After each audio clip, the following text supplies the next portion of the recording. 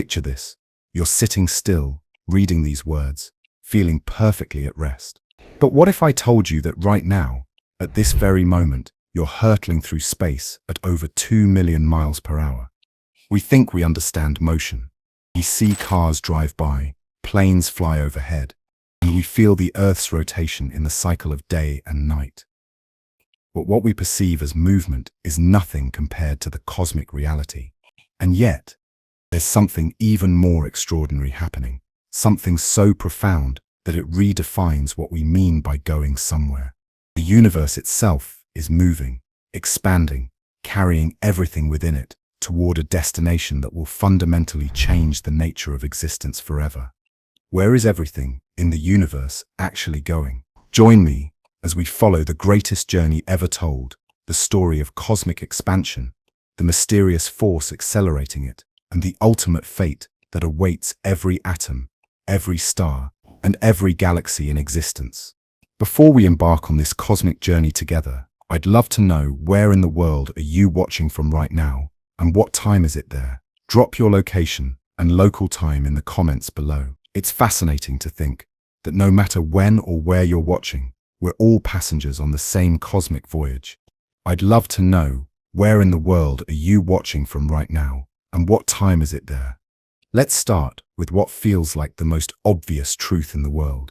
You are sitting still. Look around you. Your coffee cup rests peacefully on the table.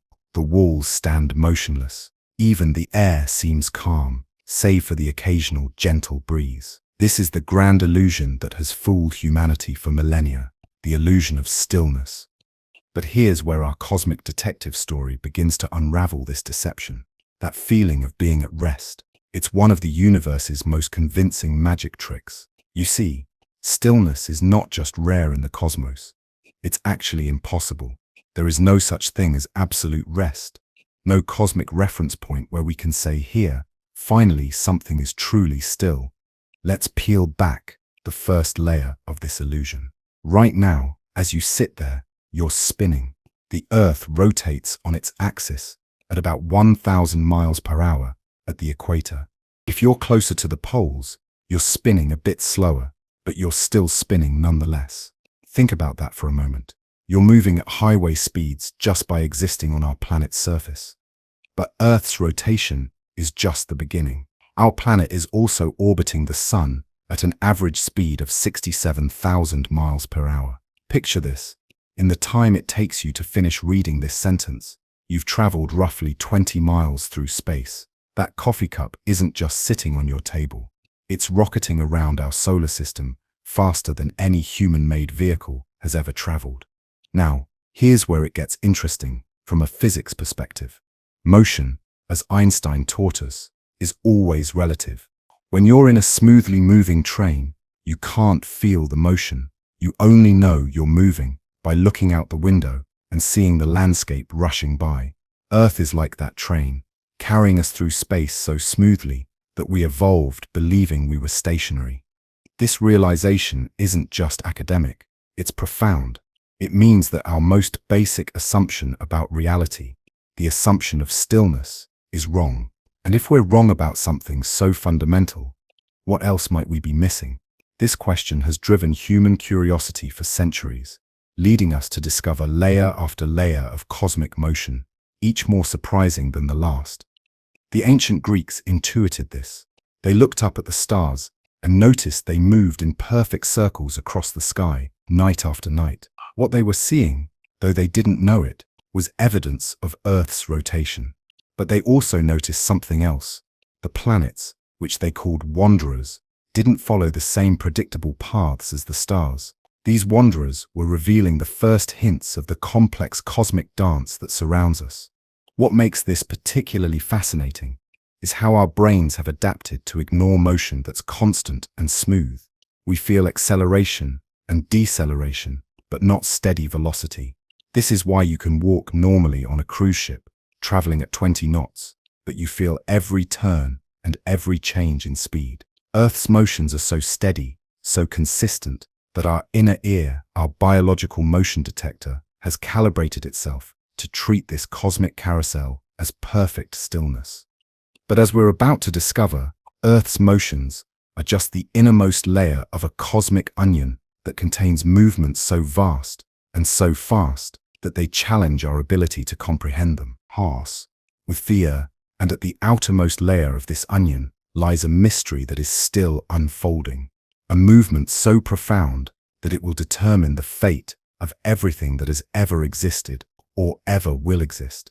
If Earth's motions seem impressive, prepare yourself for the next revelation. Our entire solar system is racing through the Milky Way galaxy at a breathtaking 230 kilometers per second.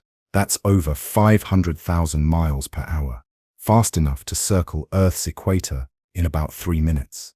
Think about this scale for a moment.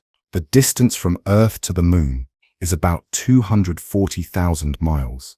At our solar system's speed through the galaxy, we could travel that distance in less than half an hour. The distance to the Sun, which light takes over 8 minutes to cross, we could traverse in about 20 minutes. We're not just moving fast, we're moving at speeds that make interplanetary distances feel almost quaint.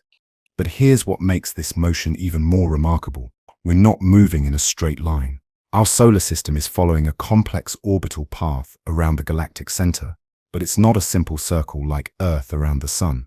Instead, we're riding a galactic roller coaster, bobbing up and down through the galaxy's disk every 60 million years or so, while simultaneously circling the galactic center once every 225 million years. Nola, picture this cosmic choreography. As we orbit the galaxy's center, we oscillate up and down through the galactic plane like a horse on a cosmic carousel. When we're above the plane, we can see more clearly into the universe beyond our galaxy. When we're below it, we're swimming through a denser region of stars and cosmic dust. Right now, we're positioned just slightly above the galactic plane, a cosmic vantage point that gives us a relatively clear view of the universe beyond. This galactic motion has profound implications for life on Earth. Some scientists theorize that our passages through different regions of the galaxy might correlate with mass extinction events. When we travel through the denser spiral arms, we encounter more cosmic radiation and gravitational disturbances that could affect our planet's climate and bombardment by comets and asteroids. What drives this incredible journey? Gravity, the same force that keeps your feet planted on the ground, is pulling our entire solar system along this galactic path. But it's not just one source of gravity. We're being tugged by the combined gravitational pull of hundreds of billions of stars, all orbiting around a common center, dominated by a supermassive black hole called Sagittarius asterisk. This black hole, with a mass 4 million times that of our Sun, sits at the galactic center like a cosmic drain. But instead of pulling everything in, it organizes the entire galaxy's rotation. It's a gravitational anchor point around which our stellar neighborhood has been dancing for over 4.5 billion years, since before Earth even formed. Here's a mind-bending perspective. Since Earth formed, our solar system has completed only about 20 orbits around the galaxy, 20 trips around our cosmic neighborhood in the entire history of our planet. Dinosaurs lived and died during our last half-orbit. All of human civilization has occurred during just a tiny fraction of our current galactic year. But even this incredible galactic journey is just preparation for the next layer of cosmic motion we're about to explore. Because while we're racing around the Milky Way itself is moving through space, pulled by gravitational forces so vast they operate on scales that dwarf even our galaxy's impressive dimensions. Now we arrive at a scale of motion that truly stretches the imagination. Our entire galaxy, with its 400 billion stars and all their planets, is itself moving through space at over 600 kilometers per second. That's more than 1.3 million miles per hour, fast enough to travel from Earth to the Moon in just 3 hours. But what could possibly move something as massive as the Milky Way? To understand this, we need to zoom out to a perspective that makes our galaxy look like a single point of light among countless others. From this cosmic vantage point, we discover that galaxies aren't randomly scattered through space like sand grains on a beach. Instead, they're organized into an intricate web of structures, galaxy groups, galaxy clusters, and superclusters connected by vast filaments of dark matter. Our galaxy belongs to what astronomers call the local group, a gravitationally bound collection of more than 80 galaxies, dominated by three large spiral galaxies, the Milky Way, Andromeda, and Triangulum. This entire local group is being pulled through space by something called the Great Attractor, a massive concentration of galaxies, located about 250 million light-years away. But here's where the story gets even more fascinating. Recent discoveries have revealed that the Great Attractor itself is just part of an even larger structure called the shapely supercluster, which contains thousands of galaxies and has a gravitational influence that extends across hundreds of millions of light-years. We're being pulled by gravity on scales so vast that light itself takes hundreds of millions of years to cross them. Think about the layers of motion we've uncovered.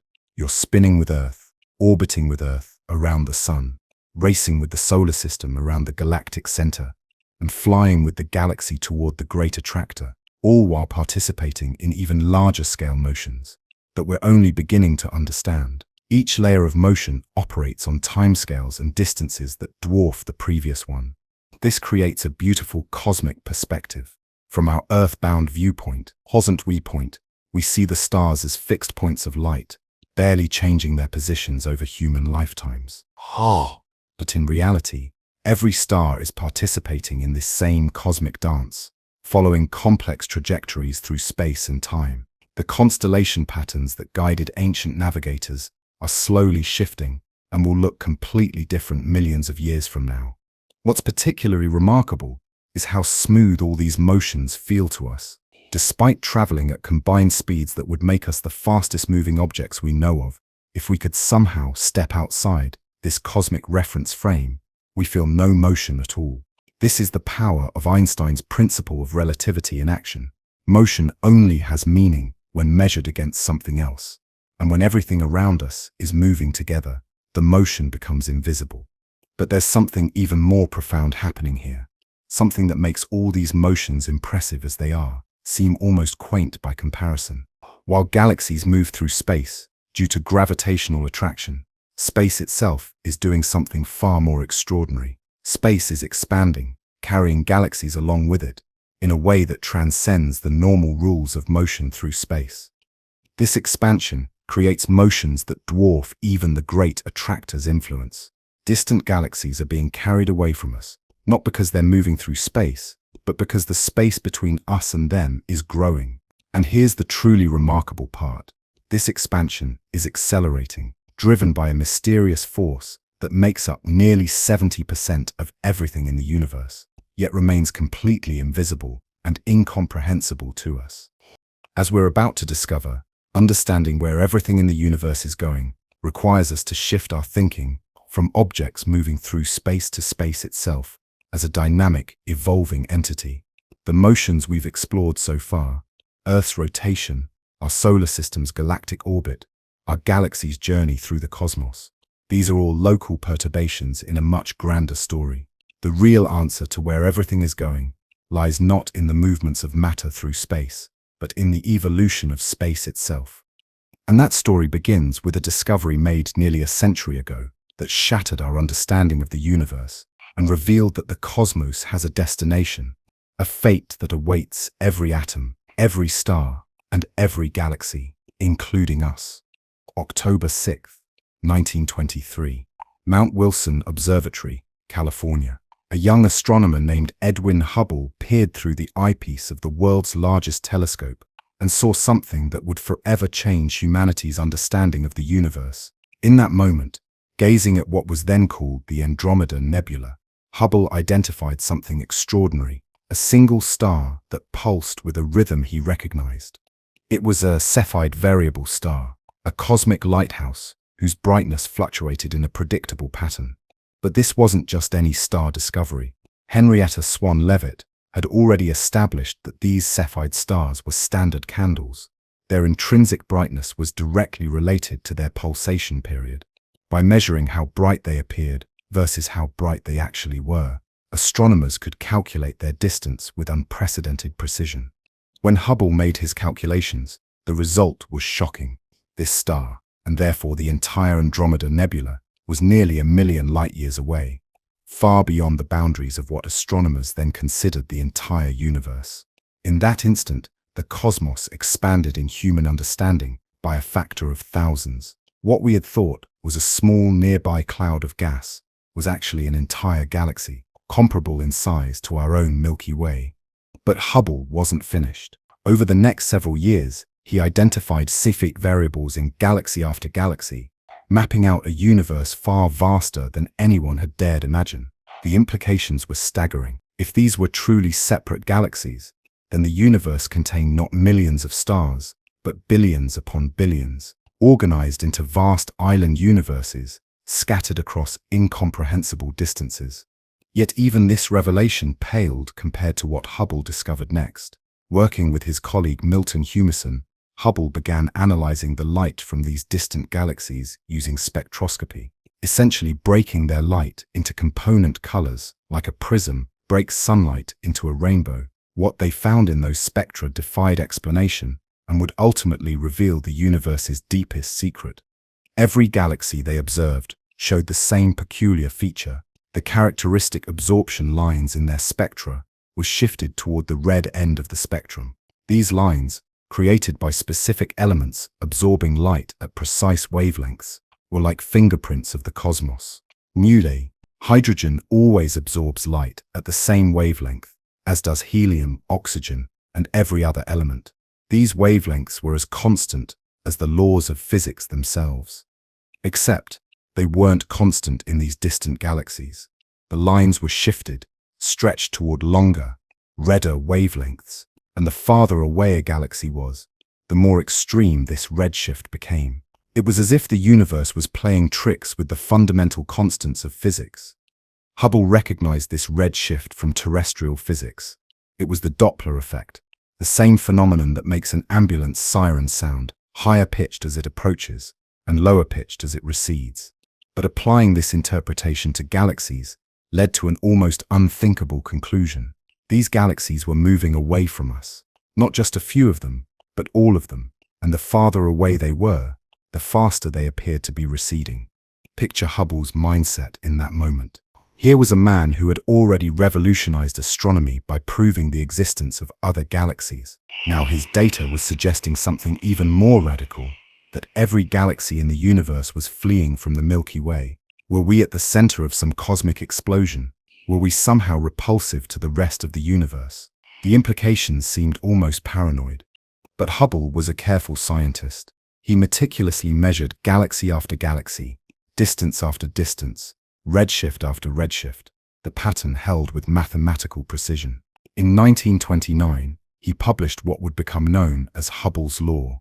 The velocity of a galaxy's recession is directly proportional to its distance from us. Farther galaxies aren't just moving away faster, they're moving away at a rate that increases predictably with distance. In 1929, he published what would become known. In 1929, this discovery was so profound that it initially met with skepticism from the scientific community. Albert Einstein himself had recently completed his theory of general relativity, which described gravity as the curvature of space-time. But Einstein's equations allowed for a dynamic universe, one that could be expanding or contracting, and this made him uncomfortable. He had introduced a cosmological constant into his equations, specifically to keep the universe static, believing that a dynamic cosmos was too strange to be real. When Einstein learned of Hubble's observations, he reportedly called his cosmological constant the greatest mistake of my life. The universe wasn't static after all. It was expanding, just as his original equations had predicted. But even Einstein initially struggled to grasp what this expansion really meant. The key insight came from Belgian physicist Georges Lemaitre, who realized that if the universe was expanding now, it must have been smaller in the past. Tracing this expansion backward in time led to a startling conclusion. The universe must have had a beginning, a moment when all matter and energy were compressed into an infinitesimally small point. This idea, initially mocked as the Big Bang Theory, would eventually become the foundation of modern cosmology. But in 1929, Hubble's discovery raised more questions than it answered. If galaxies were moving away from us, what was driving this motion? Why did the expansion rate increase so precisely with distance? And most mysteriously of all, if we weren't at the center of the universe, why did everything appear to be moving away from us specifically? The answers to these questions would require a fundamental shift in thinking, from imagining galaxies moving through space to understanding that space itself was the stage for the universe's grandest performance. Hubble had opened the door to cosmic expansion, but the story of where everything is actually going was just beginning. The numbers that emerged from Hubble's observations were both elegant and bewildering. His law could be expressed in a beautifully simple equation, V equals sine h d, where V is the velocity of recession, d is the distance, and h is what we now call the Hubble constant. This mathematical relationship held across vast ranges of cosmic distance, from nearby galaxies to the farthest objects visible in Hubble's telescope. But what did these numbers actually mean? Hubble's original measurements suggested that galaxies were receding at about 500 kilometers per second for every megaparsec of distance. A megaparsec, roughly 3.26 million light-years, became the standard unit for measuring cosmic distances. But what did these numbers actually mean? This meant that a galaxy located 10 megaparsecs away was moving away from us at 5,000 kilometers per second, while one at 100 megaparsecs was receding at 50,000 kilometers per second. These velocities were staggering. To put them in perspective, 50,000 kilometers per second is about 1/6 the speed of light, velocities that made the fastest motions we discovered within our galaxy seem almost leisurely by comparison. And remember, these weren't just a few exceptional objects moving at incredible speeds. This was a universal phenomenon affecting every galaxy we could observe. The mathematical precision of this relationship was what made it so compelling and so mysterious.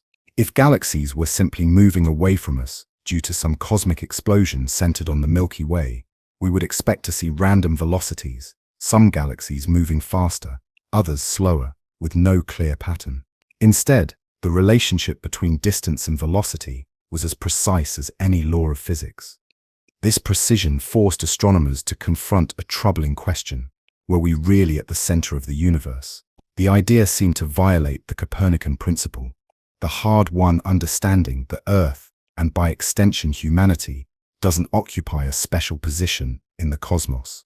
We had learned that Earth wasn't the center of the solar system, that our solar system wasn't the center of the galaxy, and that our galaxy wasn't unique in the universe. Now, were we to believe that our galaxy was somehow the center of cosmic expansion? The resolution to this paradox came from a deeper understanding of what the redshift data actually revealed. The key insight was recognizing that the Doppler interpretation of redshift, while mathematically correct in its predictions, wasn't telling the complete story about what was actually happening to space and time in an expanding universe. Consider this thought experiment. Imagine you're an ant on the surface of a balloon that's being inflated. As the balloon expands, you notice that every other ant on the surface appears to be moving away from you. The ants that were farther away to begin with move away faster, simply because there's more balloon surface between you and them to expand. But here's the crucial point. From the perspective of any ant on the balloon, every other ant appears to be moving away. There's no center of expansion on the balloon's surface. Every point looks like the center from its own perspective. This balloon analogy, while imperfect, captures something profound about cosmic expansion. The redshift we observe isn't primarily due to galaxies moving through space away from us. Instead, it's due to the expansion of space itself, carrying galaxies along with it.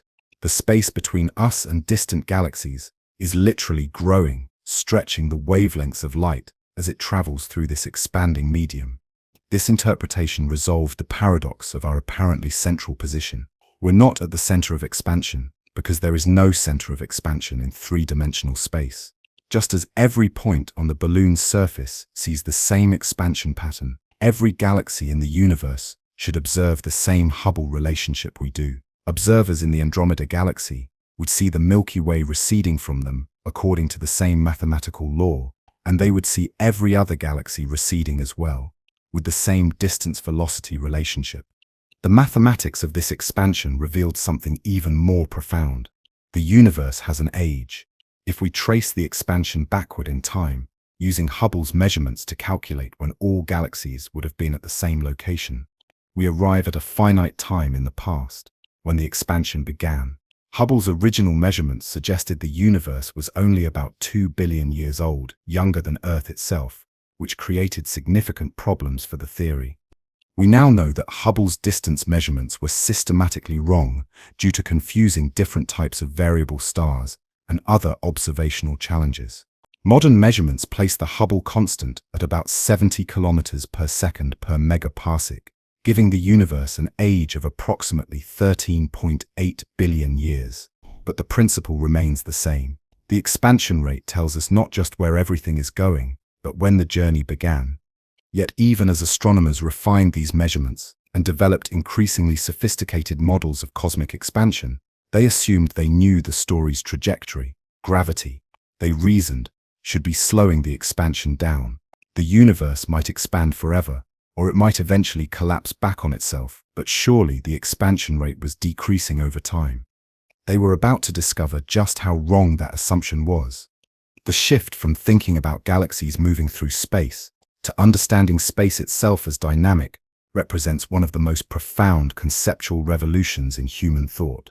It's a shift that challenges our most basic intuitions about the nature of reality and forces us to reimagine the very stage upon which the cosmic drama unfolds. To understand this revolution, we need to grasp what physicists mean when they talk about space as a physical entity, rather than just an empty container. In our everyday experience, space seems like nothingness, the absence of matter, a void waiting to be filled. We think of objects moving through space, the way a fish moves through water or a bird flies through air. Space, in this intuitive view, is the medium through which things move, but it's not really something itself. Einstein's general relativity shattered this intuitive picture. In Einstein's universe, space and time are woven together into a four-dimensional fabric called spacetime, and this fabric has physical properties. It can bend, stretch, compress, and even ripple like waves on a pond. Mass and energy tell spacetime how to curve, and the curvature of spacetime tells matter how to move. Gravity isn't a force pulling objects together. It's the result of objects following the straightest possible paths through curved spacetime. This reconceptualization of space makes cosmic expansion far less mysterious, though no less remarkable. When we say space is expanding, we mean that the fundamental metric of spacetime, the way distances are measured, is changing over time. It's not that galaxies are flying apart through a static void, it's that the void itself is growing, carrying galaxies along with it. Think of it this way. Imagine you have a ruler made of some magical material that slowly grows longer while maintaining the same number of markings. If you use this ruler to measure the distance between two stationary objects, you would observe them apparently moving apart, even though neither object was actually moving through the space around it. The motion would be entirely due to the changing nature of your measuring tool. In cosmic expansion, space itself is like that magical ruler. The fundamental units of distance are growing, which makes distant objects appear to recede from us, even though they're not moving through space in the conventional sense.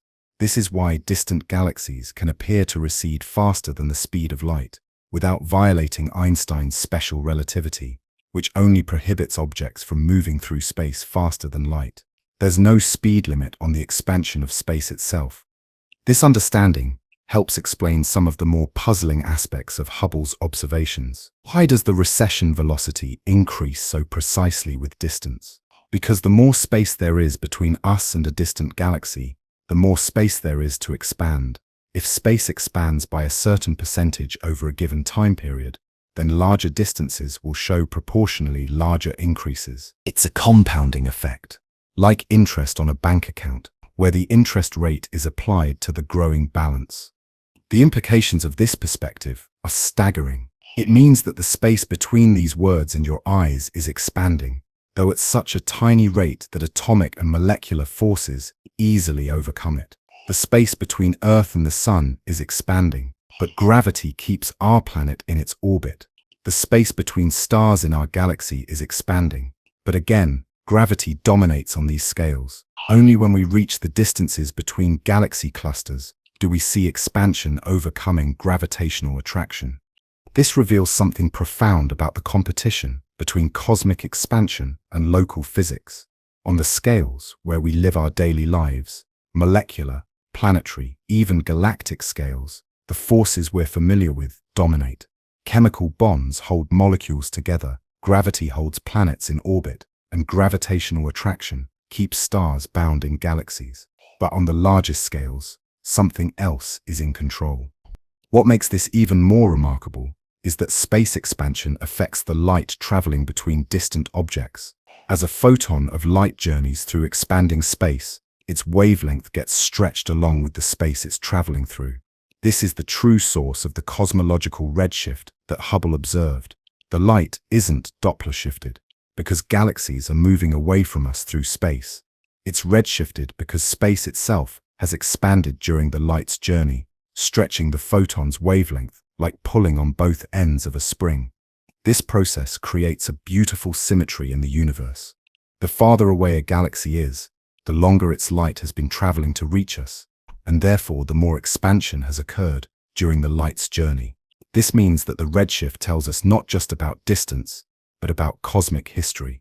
When we observe a galaxy with a high redshift, we're seeing it as it was when the universe was younger and smaller, when that light began its journey across expanding space. But perhaps the most profound implication of understanding space as dynamic is that it reveals the universe has a biography. Space hasn't always been expanding at the same rate. The expansion has a history, influenced by the changing balance between different forms of matter and energy as the universe evolved. In the early universe, radiation dominated and slowed the expansion. Later, matter took over, and in the relatively recent cosmic past, something new began to dominate, something that doesn't just allow expansion to continue, but actually causes it to accelerate. This brings us to the edge of our current understanding, and the heart of where everything in the universe is actually going.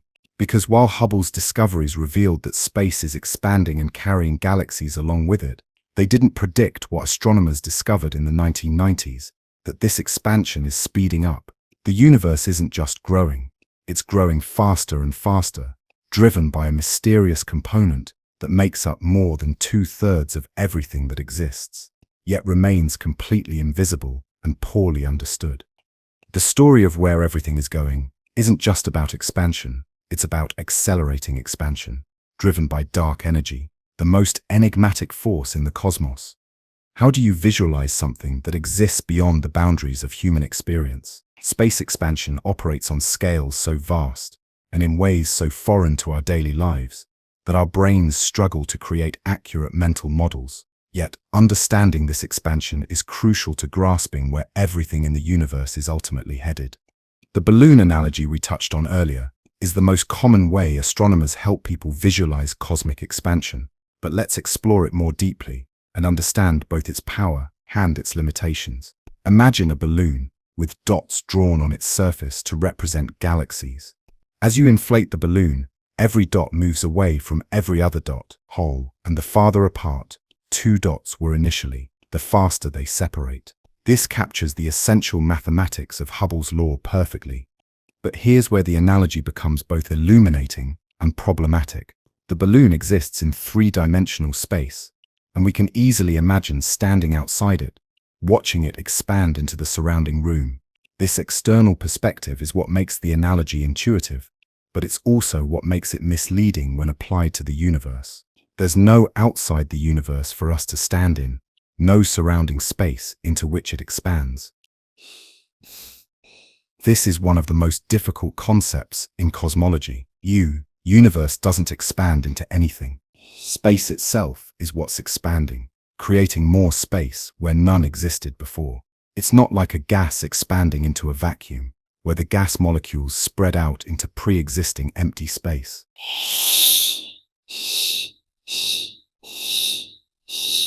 Instead, imagine the balloon surface as the totality of space. There is nothing beyond it, no surrounding room, no external perspective.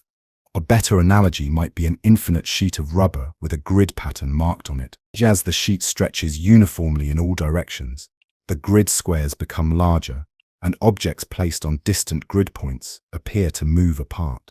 But unlike the balloon, this sheet extends infinitely in all directions, with no edge and no outside. This captures the idea that space expansion doesn't require an external container. Here's another way to think about it. Imagine you're a two-dimensional being living on the surface of that infinite rubber sheet. Your entire universe consists of that surface. You can move forward, backward, left, and right, but you have no concept of up or down off the surface. As the sheet expands, you observe other two-dimensional objects moving away from you, but you can't step outside your universe to see the expansion happening. You can only infer it from the patterns you observe within your two-dimensional world. We three-dimensional beings are in a similar situation with our three-dimensional universe. We can't step outside to watch it expand because there is no outside. We can only observe the expansion from within through the redshift of distant galaxies and the cosmic microwave background radiation. This raises a fascinating question. If space is expanding everywhere, why don't we notice it locally? Why doesn't your ruler expand along with space, making the expansion invisible? The answer lies in the binding forces that hold matter together. The electromagnetic forces that bind atoms, the gravitational forces that hold planets in orbit, and even the nuclear forces that hold atomic nuclei together are all much stronger than the gentle stretching of space expansion on small scales. Think of it like a river with islands in it. The water flows around the islands, but the islands themselves remain intact because the forces holding their rock and soil together are stronger than the river's current. Similarly, bound systems from atoms to galaxies resist the expansion of space because their internal forces are stronger than the expansion's influence on local scales. Only when we reach the scales of galaxy clusters and beyond does space expansion overcome gravitational binding. This is why we see individual galaxies maintaining their shapes and sizes, why our solar system isn't expanding, and why atoms aren't growing larger. The expansion of space is real and measurable, but it only dominates on the largest scales where gravity becomes too weak to counteract it. Understanding this selective nature of space expansion is crucial to grasping what lies ahead for the universe. As expansion continues and accelerates, it will eventually overcome weaker and weaker gravitational bonds, gradually isolating larger and larger structures, until, in the far future, even the mightiest galaxy clusters will be torn apart by the relentless stretching of space itself. One of the most mind-bending consequences of space expansion is that it allows distant galaxies to appear to recede from us faster than the speed of light, a phenomenon that seems to violate Einstein's special relativity, but actually reveals the elegant distinction between motion through space and the expansion of space itself. Einstein's special relativity, published in 1905, established that nothing can travel through space faster than light, approximately 300,000 kilometers per second. This speed limit is absolute and fundamental to the structure of space-time. It governs everything from particle interactions to the maximum rate at which information can travel between distant locations. But here's the crucial detail. This speed limit applies specifically to motion through space, not to the expansion of space itself. To understand this distinction, imagine you're on a moving walkway at an airport. You can walk forward on the walkway at your normal walking speed, but your speed relative to the stationary airport floor is the combination of your walking speed plus the walkway's speed. If the walkway moves fast enough, your total speed relative to the floor could exceed your maximum walking speed, even though you're still walking at a normal pace relative to the walkway. In cosmic expansion, space itself is like that moving walkway, and galaxies are like passengers standing on it. A distant galaxy might have very little motion through its local space, perhaps just a few hundred kilometers per second due to gravitational interactions with neighboring galaxies. But if that galaxy is carried along by expanding space, its apparent recession velocity relative to us can far exceed the speed of light. Current observations have detected galaxies with recession velocities exceeding 90% of the speed of light, and the most distant galaxies we can observe are receding at velocities that would be several times the speed of light. if interpreted as motion through space. These aren't exotic, high-energy objects moving at incredible speeds through the cosmos. They're ordinary galaxies, sitting relatively peacefully in their local regions of space, being carried along by the expansion of the universe. This creates a fascinating boundary in our observable universe. There's a distance currently about 14 billion light-years away, beyond which galaxies are receding faster than light due to space expansion. This boundary is called the Hubble sphere, and it divides the universe into two regions: the region from which light can still reach us, and the region from which light, despite being emitted toward us, is actually being carried away by the expansion of space. But here's where it gets even more interesting. Just because a galaxy is currently receding faster than light doesn't mean we can't see it. Light that left that galaxy in the past, when it was closer to us and receding slower than the speed of light, can still reach us today. In fact, we can observe galaxies that are now receding faster than light, but we're seeing them as they were billions of years ago, when their recession velocity was less than the speed of light. This creates a complex relationship between distance, time, and observability in an expanding universe. The light we observe from distant galaxies left them when the universe was younger, smaller, and expanding more slowly. That light has been traveling toward us through expanding space, getting redshifted along the way, finally reaching us after a journey that may have taken most of the age of the universe. The implications of this are profound for understanding cosmic history. When we observe the most distant galaxies, we're seeing them as they existed when the universe was less than 1 billion years old, young, actively forming stars, and very different from the mature galaxies we see nearby. These distant galaxies provide direct observational evidence of how the universe has evolved over cosmic time. But there's a darker implication to this speed of light boundary. Galaxies that are currently just beyond the Hubble sphere are already unreachable, even by light. If we tried to send a message to them today, that message would never arrive. It would be carried backward by the expansion of space, faster than it could make forward progress. In effect, these galaxies have already passed beyond an event horizon, disappearing from our potential future light cone forever. As cosmic expansion continues and accelerates, this boundary will move inward, progressively cutting us off from more and more of the universe. Galaxies that we can observe today will eventually cross this threshold and fade from view, not because they've been destroyed, but because the space between us and them is expanding too rapidly for light to bridge the gap. This reveals one of the most sobering aspects of our cosmic future. The observable universe is shrinking, while the universe itself continues to expand, and may be infinite in extent. The portion of it from which we can receive information is getting smaller. We're becoming increasingly isolated, cut off from the majority of cosmic history and cosmic space by the relentless expansion of the very medium through which information travels.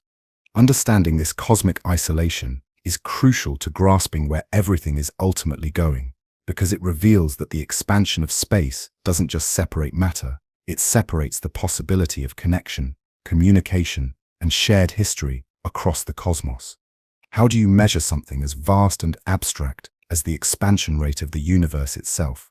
This challenge has driven some of the most ingenious and precise measurements in the history of science, requiring astronomers to develop techniques that can accurately gauge distances across billions of light years and detect tiny changes in the fundamental properties of space-time. The foundation of measuring cosmic expansion rests on what astronomers call the cosmic distance ladder, a carefully calibrated sequence of measurement techniques that allows us to determine distances to increasingly remote objects. Each rung of this ladder builds upon the previous one, extending our reach deeper into space and further back in time.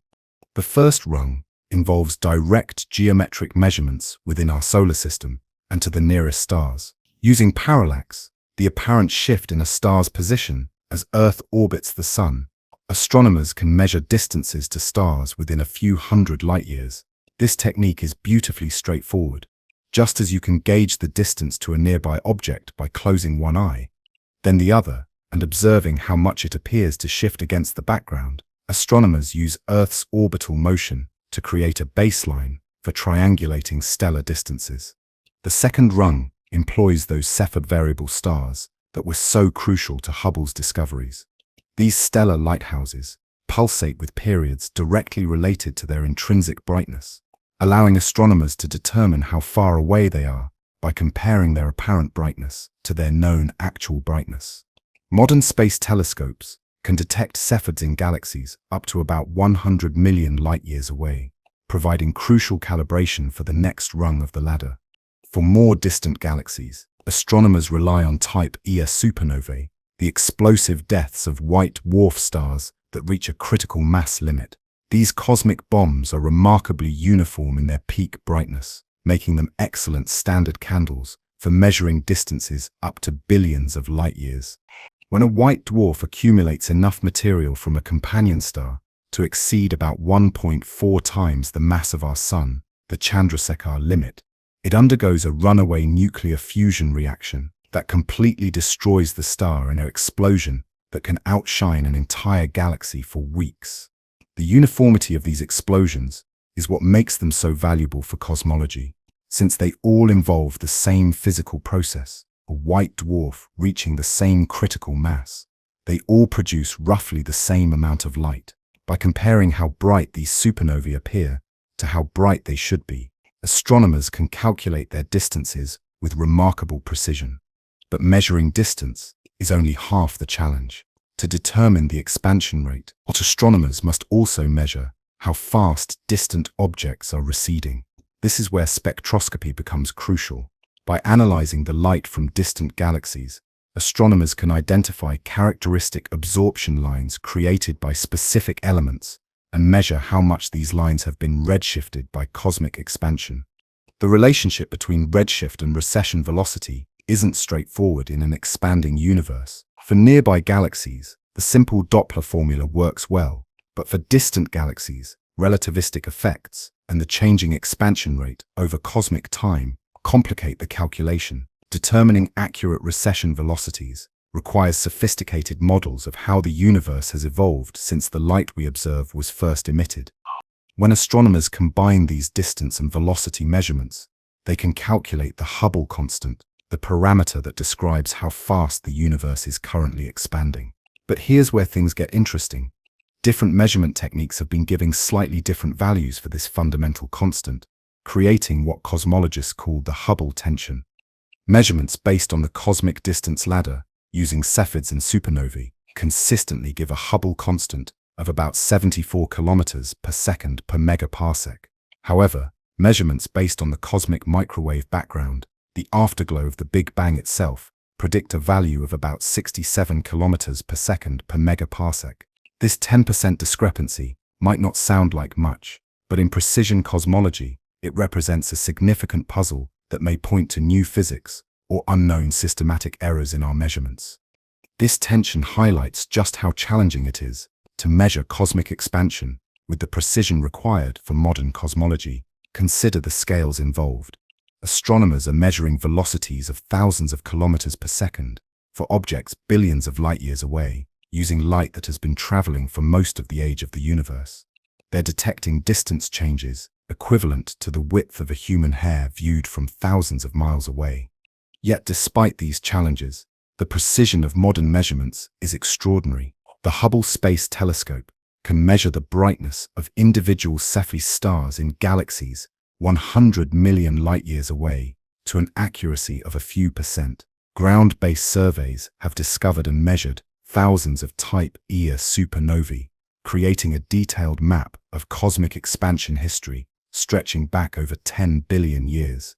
These measurements reveal that the current expansion rate corresponds to about 70 kilometers per second per megaparsec, meaning that for every 3.26 million light-years of distance, space expands at a rate of 70 kilometers per second. To put this in perspective, the space between our galaxy and the Andromeda galaxy, about 2.5 million light-years, is expanding at roughly 50 kilometers per second. That's not fast enough to overcome the gravitational attraction between the galaxies. They're still approaching each other, but it illustrates the scale of space expansion even in our local cosmic neighborhood. Perhaps most remarkably, these measurements allow us to calculate the age of the universe with incredible precision. By tracing the expansion backward in time, accounting for how the expansion rate has changed as different forms of matter and energy dominated cosmic evolution, astronomers determined that the universe is 13.8 billion years old, with an uncertainty of less than 1%. But the most profound discovery from these precision measurements isn't about the current expansion rate or the universe's age. It's about how the expansion rate has changed over time. And this is where our story takes its most dramatic turn, because these measurements revealed that cosmic expansion isn't slowing down as everyone expected. Instead, it's speeding up, driven by a mysterious component that makes up the majority of our universe, yet remains completely invisible and poorly understood. The year 1998 marked one of the most stunning reversals in the history of science. Two independent teams of astronomers, led by Saul Perlmutter, Brian Schmidt, and Adam Rees, were conducting what seemed like routine measurements of distant supernovae to map out the expansion history of the universe. Their goal was straightforward: determine whether cosmic expansion was slowing down gradually or rapidly, and whether the universe would expand forever or eventually collapse back on itself. The expectation was clear and logical. Gravity, the only force known to operate effectively on cosmic scales, should be gradually slowing the expansion of the universe, just as a ball thrown upward eventually slows due to Earth's gravitational pull. The expansion of space should be decelerating, as all the matter in the universe gravitationally attracts all the other matter. The only question was how much this deceleration amounted to, and whether it would be enough to eventually halt and reverse the expansion. Both teams were using Type Ia supernovae as cosmic standard candles to measure distances to galaxies, billions of light-years away.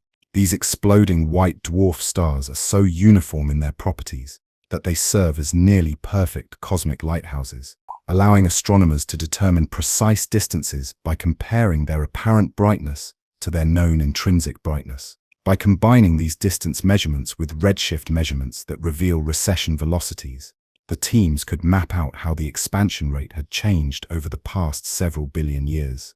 The data that emerged from their painstaking observations defied all expectations. Instead of finding evidence that expansion was slowing down, they discovered that distant supernovae were dimmer than predicted, meaning they were farther away than expected if the expansion had been steadily decelerating. The only way to explain these observations was if the expansion of the universe had actually been speeding up over the past 6 billion years. Initially, both teams questioned their own results.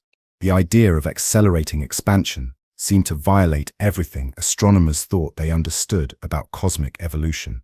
They checked and rechecked their data, looked for systematic errors, considered alternative explanations, and refined their statistical analyses.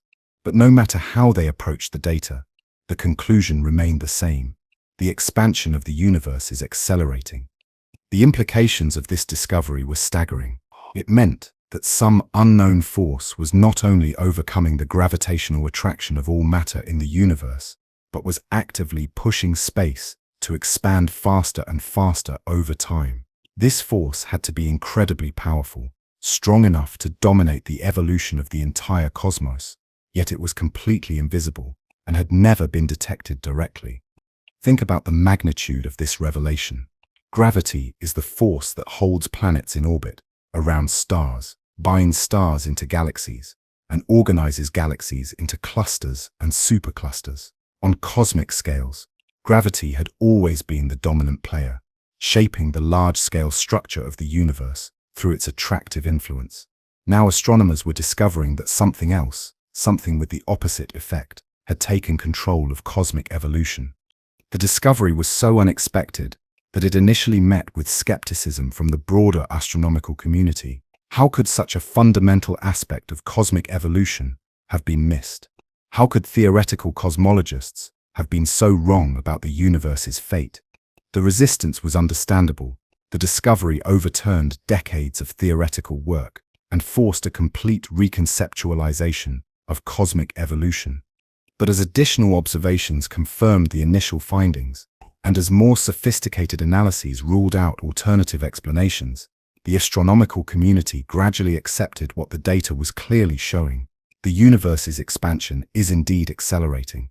And this acceleration appears to have begun roughly 6 billion years ago, around the time our solar system was forming. This timeline reveals something crucial about cosmic history. For the first 7-8 billion years after the Big Bang, the universe behaved as astronomers expected. Expansion was decelerating due to the gravitational pull of matter.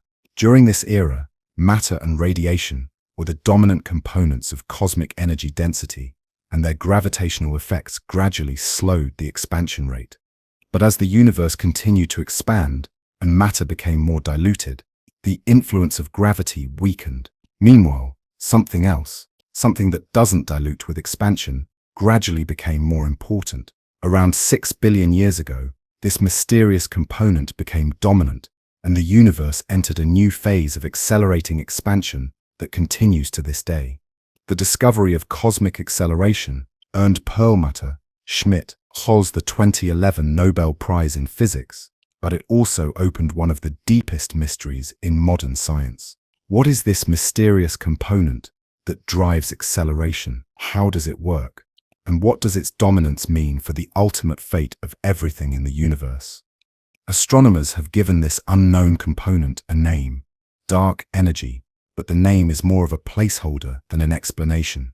Dark, because it doesn't emit, absorb, or reflect light, making it completely invisible to all electromagnetic radiation. Energy, because it seems to represent a form of energy inherent to space itself, but unlike any form of energy previously known to physics. The most remarkable aspect of dark energy is its apparent properties. Unlike matter or radiation, which become less dense as the universe expands, dark energy appears to maintain constant density even as space grows. This means that as the universe doubles in size, the amount of dark energy doubles as well. New dark energy is somehow created to fill the additional space. This property is completely unlike anything in our everyday experience or in laboratory physics. Current observations suggest that dark energy makes up about 68% of the total energy density of the universe, making it by far the dominant component. Dark matter accounts for about 27%, while ordinary matter, the stuff that makes up stars, planets, and us, comprises only about 5% of the cosmic inventory. We live in a universe dominated by components we don't understand, with the most mysterious component controlling the universe's ultimate destiny. The discovery of dark energy didn't just change our understanding of cosmic expansion, it revolutionized our conception of what the universe is made of and where it's headed. And as we're about to explore, the properties of dark energy determine not just the rate of cosmic expansion, but the ultimate fate of every structure in the universe, from galaxy clusters to individual atoms. Imagine trying to understand a puppet show where you can see the marionettes dancing and moving, but the strings controlling them are completely invisible. This is essentially the challenge astronomers face in trying to understand dark energy. We can observe its effects on cosmic expansion with exquisite precision, but the entity itself remains utterly mysterious, revealing none of its fundamental nature through direct observation. What we do know about dark energy comes entirely from its gravitational effects on the large-scale structure and expansion of the universe. And these effects paint a picture of something unlike anything else in physics. Dark energy appears to be a property of space itself, not something that exists within space, but something intrinsic to the very fabric of space-time. The most striking characteristic of dark energy is how it behaves as the universe expands. When matter spreads out over a larger volume, its density decreases. This is simple physics that we observe everywhere, from expanding gases to the dilution of galaxies, as cosmic expansion carries them apart. Radiation behaves similarly, becoming less dense and also losing energy as its wavelengths are stretched by expansion. But dark energy appears to maintain constant density even as space expands. This constant density has profound implications. It means that as the universe doubles in size, the total amount of dark energy in the universe doubles as well. While dark energy doesn't get diluted by expansion, instead, more dark energy appears to fill the additional space that expansion creates. From the perspective of energy conservation, This seems impossible, but it's exactly what observations require.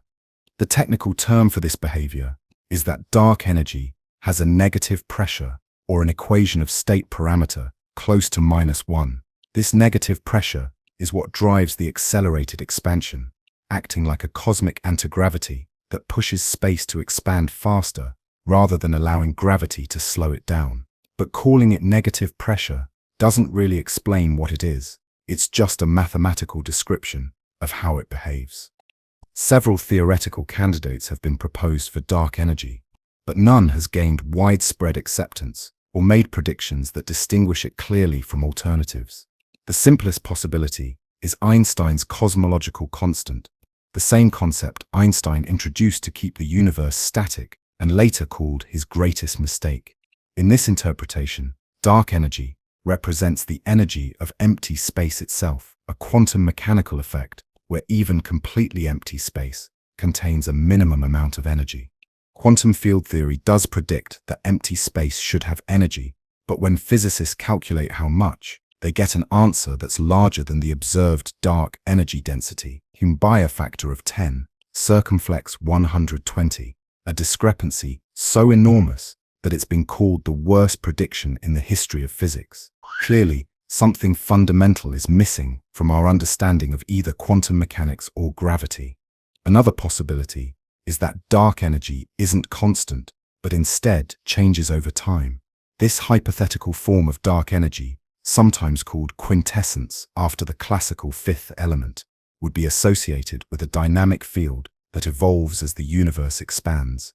Different models of quintessence make different predictions about how dark energy density might change in the future, leading to dramatically different fates for the universe. More exotic possibilities include modifications to Einstein's theory of gravity itself. Perhaps our understanding of how gravity works on cosmic scales is incomplete, and what we interpret as dark energy is actually evidence that gravity behaves differently than we expect when dealing with the entire observable universe.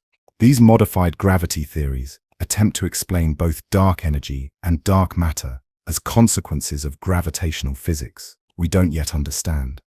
The mystery deepens when we consider the cosmic coincidence problem.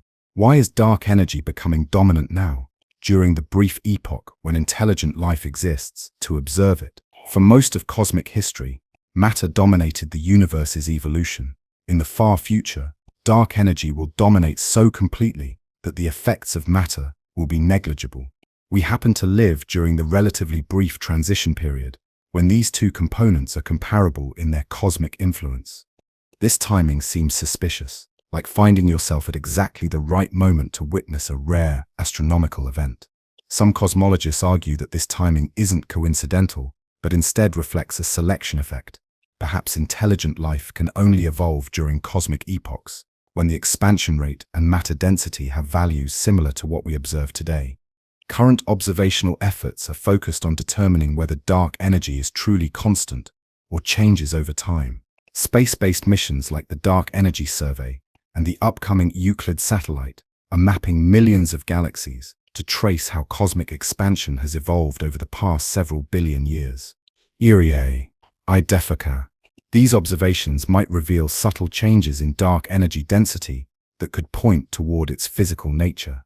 But regardless of what dark energy actually is, its effects on the universe's future are becoming clear. As long as dark energy continues to drive accelerating expansion, it will progressively isolate larger and larger regions of space from each other. Galaxy clusters will be carried apart. Individual galaxies will become isolated islands in an increasingly empty cosmos, and eventually even the internal structure of galaxies may be affected by the relentless expansion of space.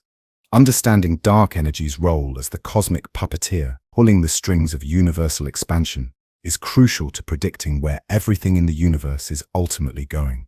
And that destination, as we're about to explore, depends critically on who wins the ongoing battle between the attractive force of gravity and the repulsive influence of dark energy. The story of cosmic evolution is fundamentally a story of competition, a billion-year battle between two opposing forces that determine the fate of every structure in the universe. In one corner stands gravity, the familiar force that has shaped cosmic architecture since the beginning of time. In the other corner stands dark energy, the mysterious newcomer that has seized control of cosmic expansion and threatens to tear apart everything gravity has built. For the first half of cosmic history, gravity was the undisputed champion. In the early universe, when matter was densely packed and dark energy's influence was negligible, gravity dominated every aspect of cosmic evolution. It was gravity that allowed the first small fluctuations in matter density to grow into the seeds of galaxies. Gravity gathered primordial hydrogen and helium into the first stars, forged the first heavy elements in stellar cores, and assembled stars into galaxies and galaxies into clusters. During this era, cosmic expansion was indeed decelerating, just as astronomers had always expected. The combined gravitational pull of all matter in the universe was steadily slowing the expansion rate, and it seemed plausible that expansion might eventually halt and reverse, leading to a big crunch that would bring the cosmic story full circle. But as the universe expanded and matter became more spread out, gravity's influence began to weaken. Gravitational force follows an inverse square law: double the distance between two objects, and the gravitational attraction becomes 4 times weaker. As cosmic expansion carried matter apart, the average density of the universe dropped, and with it, gravity's ability to influence cosmic evolution on the largest scales. Meanwhile, dark energy was biding its time.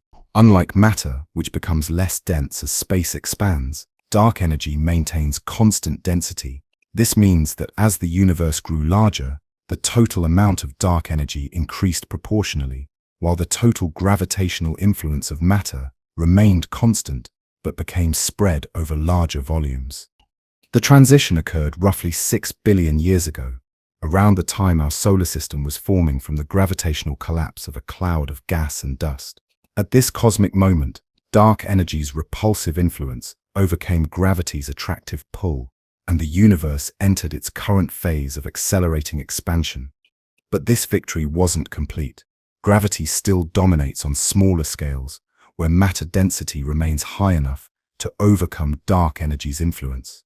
Our solar system continues to orbit the galactic center, stars continue to form in dense molecular clouds, and galaxies continue to gravitationally attract each other within local groups and clusters. The boundary between gravity's domain and dark energy's influence is constantly shifting. As cosmic expansion continues, it becomes increasingly difficult for gravity to hold structures together across larger and larger scales. Galaxy clusters, the largest gravitationally bound structures in the universe, represent the current battleground. Some clusters continue to grow as they capture nearby galaxies, while others are being stretched and eventually torn apart by the expanding space between their member galaxies. This cosmic tug-of-war has profound implications for the future. As dark energy continues to drive accelerating expansion, the scales on which gravity can effectively operate will steadily shrink. Distant galaxy clusters will lose their battles with expansion and dissolve. Galaxy groups will be stretched apart. Eventually, even individual galaxies may find their outer regions stripped away by the relentless expansion of space. The timeline for these events depends on how dark energy evolves in the future. If dark energy remains constant, as current observations suggest, then this gradual isolation will continue for hundreds of billions of years, slowly but inexorably separating cosmic structures.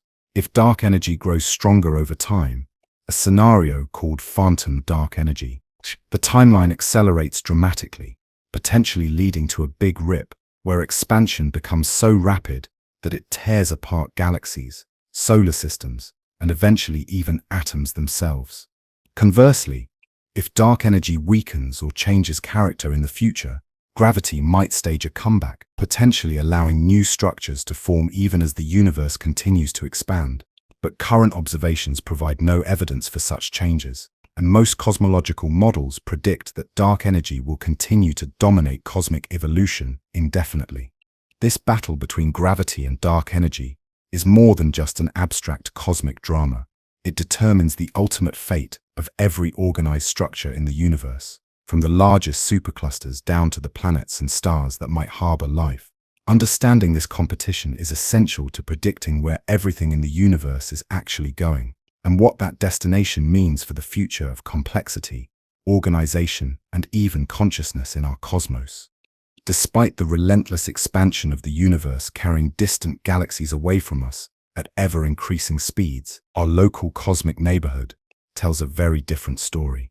Here, gravity still reigns supreme, creating a dynamic landscape of gravitational interactions, cosmic collisions, and stellar migrations that unfold on timescales both vast and intimate compared to human experience. The most dramatic example of local gravitational dominance is happening right in our cosmic backyard. The Andromeda Galaxy, our nearest large galactic neighbor, is not receding from us as Hubble's law would predict for distant galaxies. Instead, it's approaching us at roughly 250,000 miles per hour on a collision course that will culminate in one of the most spectacular events in our cosmic future. This approach might seem to contradict everything we've learned about cosmic expansion, but it actually demonstrates the hierarchy of forces in the universe.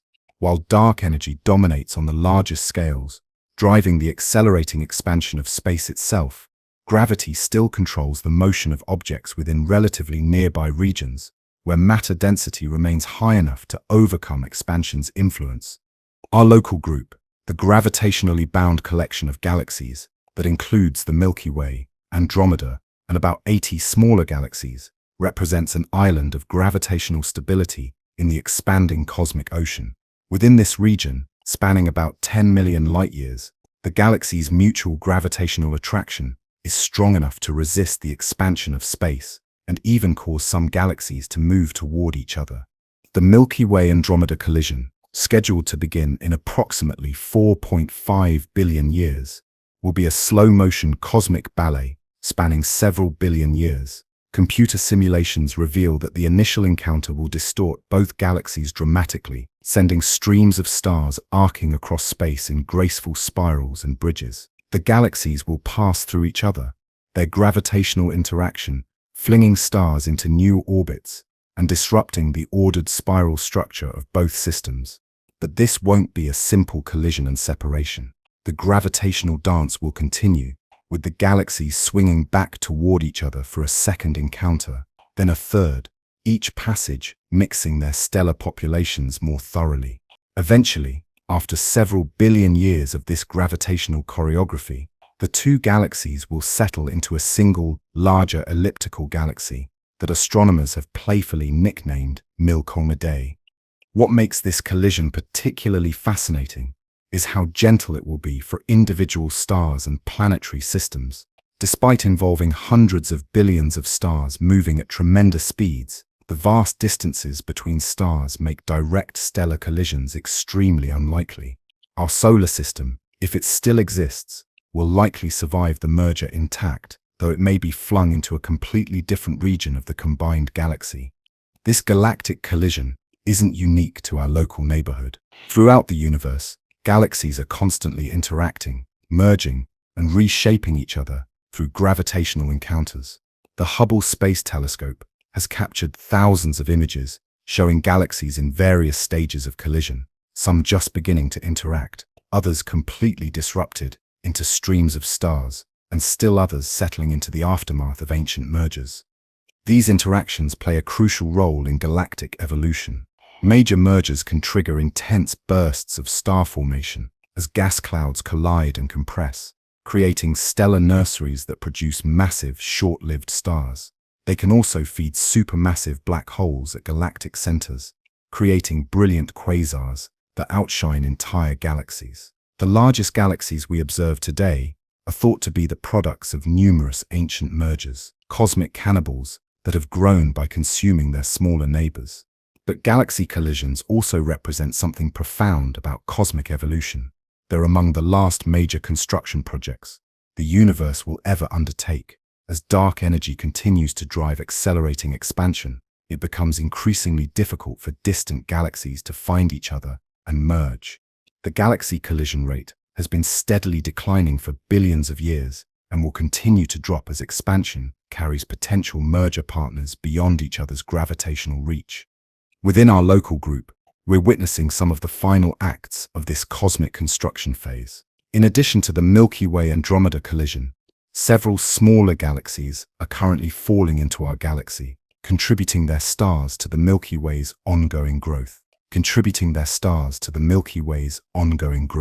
The Sagittarius dwarf galaxy is being torn apart by our galaxy's gravity, creating streams of stars that wrap around the Milky Way like cosmic ribbon. The large and small Magellanic clouds, visible from Earth's southern hemisphere, are also gradually being consumed by our galaxy's gravitational influence. These local interactions create a poignant contrast with the broader cosmic story. While the universe as a whole is expanding and isolating galaxies from each other, our local neighborhood is experiencing a final flourish of gravitational activity. We're living during a transitional epoch when expansion is beginning to dominate cosmic evolution. But gravity can still orchestrate spectacular events like galaxy mergers within regions where matter density remains sufficiently high. This local traffic in the cosmic highway represents the last chapter in the story of large-scale structure formation. After our local group completes its gravitational consolidation over the next several billion years, it will become an increasingly isolated island in an expanding ocean of space, cut off from the rest of the universe by the accelerating expansion that carries other galaxy groups beyond our gravitational horizon. Beyond our local group lies one of the most mysterious and massive structures in our cosmic neighborhood, a gravitational anomaly so powerful that it's pulling our entire local collection of galaxies, along with thousands of others, toward a region of space located roughly 250 million light-years away in the direction of the constellations Hydra and Centaurus. This invisible cosmic giant, dubbed the Great Attractor, represents one of the most dramatic examples of how gravity continues to influence cosmic evolution, even in an era dominated by dark energy. Its discovery in the 1970s revealed that our local group's motion through space isn't random. We're part of a vast river of galaxies flowing toward this massive gravitational concentration at speeds of several hundred kilometers per second. What makes the Great Attractor particularly intriguing is how it was discovered. Astronomers noticed that galaxies in our cosmic neighborhood weren't just participating in the general expansion of the universe, they also showed systematic motions in a particular direction, as if something enormous was pulling them. By mapping these peculiar velocities across thousands of galaxies, they could trace the gravitational influence back to its source, even though the Great Attractor itself was largely hidden behind the plane of our own galaxy. This cosmic hide-and-seek illustrates one of the challenges of studying large-scale structure in the universe. The Great Attractor lies in what astronomers call the zone of avoidance, the region of sky blocked by the dust and stars of our own galaxy's disk. Just as city lights make it difficult to see faint stars, the bright foreground of our galaxy obscures our view of distant cosmic structures in certain directions. Eventually, infrared and X-ray observations that can penetrate galactic dust revealed the Great Attractor's true nature. It's not a single massive object, but rather a complex of galaxy clusters and superclusters, anchored by the massive Norma cluster and extending across tens of millions of light-years. The total mass of this structure is estimated to be tens of thousands of times more massive than our own galaxy, creating a gravitational influence that extends across hundreds of millions of light-years. But the story doesn't end there. Further observations revealed that the Great Attractor itself is being pulled by an even larger structure, the Shapley supercluster, located about 650 million light-years away. This supercluster contains more than 8,000 galaxies organized into dozens of galaxy clusters, representing one of the most massive known concentrations of matter in the observable universe. This discovery revealed that our local group participates in gravitational flows operating on multiple scales simultaneously. We're falling toward the center of our local group due to the combined gravity of the Milky Way and Andromeda. Our local group is being pulled toward the Virgo cluster, the nearest large galaxy cluster. The Virgo cluster, along with our local group and thousands of other galaxies, is flowing toward the Great Attractor. and this entire complex is being influenced by the even more distant Shapley supercluster. These nested gravitational influences create what cosmologists call the cosmic web, a vast network of matter organized into filaments, walls, and nodes separated by enormous voids. Galaxies aren't randomly distributed through space, but instead trace out this web-like structure with the densest concentrations of matter at the intersections of cosmic filaments. The Great Attractor and similar structures represent the nodes of this cosmic web, regions where multiple filaments converge and create massive concentrations of matter. These nodes act like cosmic watersheds, defining the direction of gravitational flow across vast regions of space. Just as rivers flow toward the ocean, following the topology of the landscape, galaxies flow along cosmic filaments toward the massive clusters and superclusters that anchor the cosmic web. What makes this particularly remarkable is that these gravitational flows persist despite cosmic expansion. While dark energy drives the overall expansion of space, the cosmic web represents regions where matter density is high enough that gravity can still organize structure and drive large-scale motions. However, this balance is gradually shifting as expansion continues and matter becomes more diluted. Current observations suggest that the cosmic web we observe today represents a kind of fossil structure, the remnant of gravitational processes that were more effective in the past, when the universe was smaller and denser. As dark energy continues to dominate cosmic evolution, it will become increasingly difficult for gravity to maintain these large-scale flows and structures. The Great Attractor and the cosmic web it helps define represent some of the last expressions of gravity's influence on truly cosmic scales. Understanding these structures is crucial to grasping how our local cosmic environment will evolve as the universe continues to expand and dark energy's influence grows stronger. To truly understand where everything in the universe is going, we need to know where we are starting from. Our cosmic address is far more complex and hierarchical than most people realize, involving multiple layers of gravitationally bound structures nested within each other, like a series of Russian dolls, each operating on vastly different scales and timescales. Let's start with our most local address and work our way outward. Earth orbits the Sun as part of our solar system, which spans roughly 0.001 light-years from the Sun to the edge of the Oort cloud. Our solar system, in turn, orbits within the Milky Way galaxy, a barred spiral galaxy containing roughly 400 billion stars spread across 100,000 light-years. But even this vast galaxy is just the beginning of our cosmic address. The Milky Way belongs to the local group, a gravitationally bound collection of more than 80 galaxies spanning about 10 million light-years. This might sound enormous, but the local group is actually a relatively modest galaxy group by cosmic standards. The two dominant members are the Milky Way and the Andromeda galaxy, each roughly 100,000 light-years across, along with the smaller Triangulum galaxy and dozens of dwarf galaxies that orbit around the larger ones like cosmic satellites. Moving outward, our local group is part of the Virgo supercluster, a vast collection of galaxy groups and clusters spread across roughly 110 million light-years. The Virgo supercluster contains more than 1,300 known galaxies, organized into at least 100 galaxy groups and clusters, all loosely connected by their mutual gravitational influence. At the heart of this supercluster lies the Virgo cluster itself, containing over 2,000 galaxies and located about 54 million light-years from us. Here's where our cosmic address gets particularly interesting. Recent observations have revealed that the Virgo supercluster is itself part of an even larger structure called Laniakea, a name that means immense heaven in Hawaiian. Laniakea is what astronomers call a supercluster complex, gravitationally connected system of superclusters that spans roughly 520 million light-years and contains the mass of about 100 million billion suns. The discovery of Laniakea was made possible by mapping the peculiar velocities of thousands of galaxies, their motions relative to the smooth Hubble flow of cosmic expansion. By tracing these gravitational flows, astronomers could identify the boundaries of gravitationally connected regions and map out the largest structures in our cosmic neighborhood. Laniakea emerged from this analysis as a distinct basin of gravitational attraction, with galaxies throughout the region flowing toward a central attractor.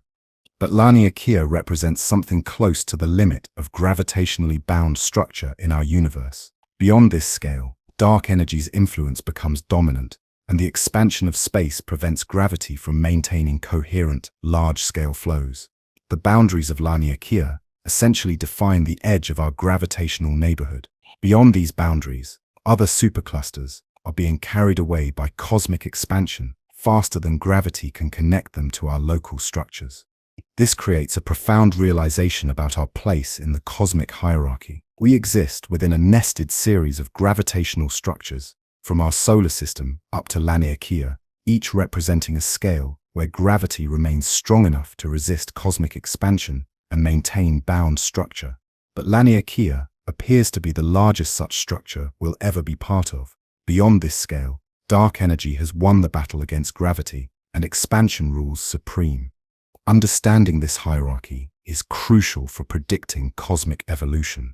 Each level of structure evolves on different timescales and responds differently to the ongoing expansion of the universe. Our solar system, held together by the sun's gravity, will remain intact for billions of years, even as the universe expands dramatically around it. Our galaxy will persist for hundreds of billions of years, though it will eventually merge with Andromeda to form a larger system.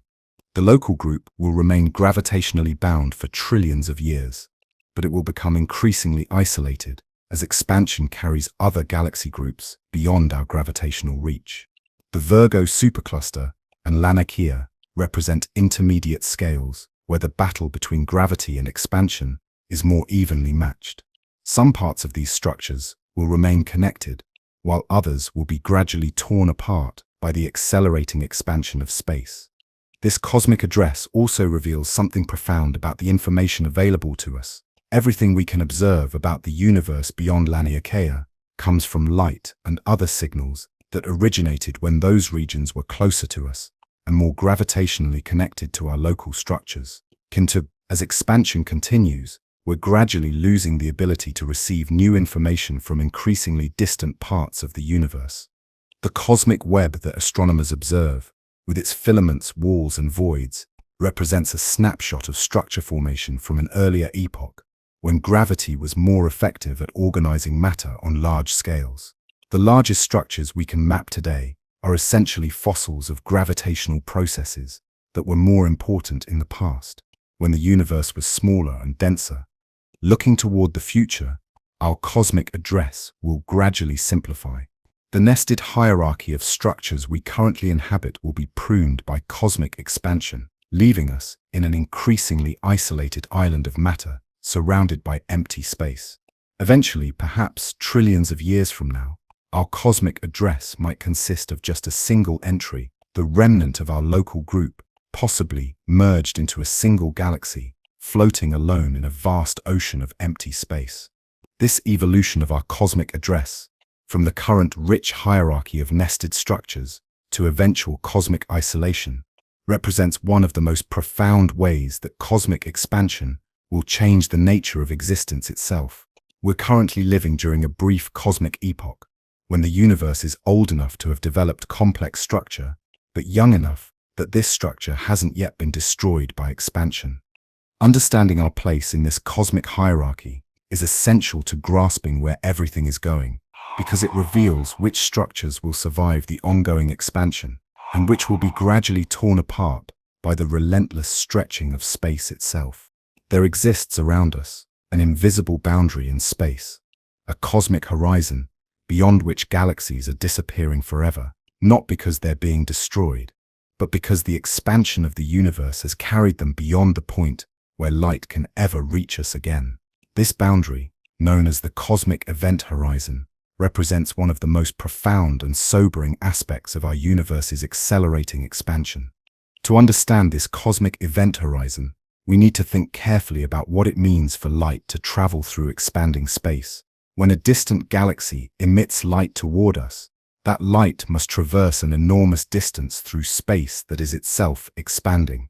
If the expansion is gentle enough, the light can make progress toward us, despite the stretching of space along its path. But if expansion becomes too rapid, the light gets carried backward faster than it can move forward, like a person trying to walk up a down escalator that's moving too quickly. But soothing, with distance too quickly. The cosmic event horizon marks the distance at which this balance tips. Galaxies closer than this horizon can still send light that will eventually reach us, though it may take billions of years to arrive and will be extremely redshifted by the time it gets here. Galaxies beyond this horizon are already cut off from us forever. Any light they emit in our direction will never overcome the expansion of space between us. Current calculations place this event horizon at roughly 16 billion light-years from Earth. This might seem like an enormous distance, but it's actually smaller than the radius of our observable universe, which extends to about 46 billion light-years. This means there are galaxies we can currently observe, galaxies whose ancient light is still reaching us, that have already passed beyond our event horizon. We're seeing them as they were billions of years ago, but we'll never receive any information about what's happening to them now, or what will happen to them in the future.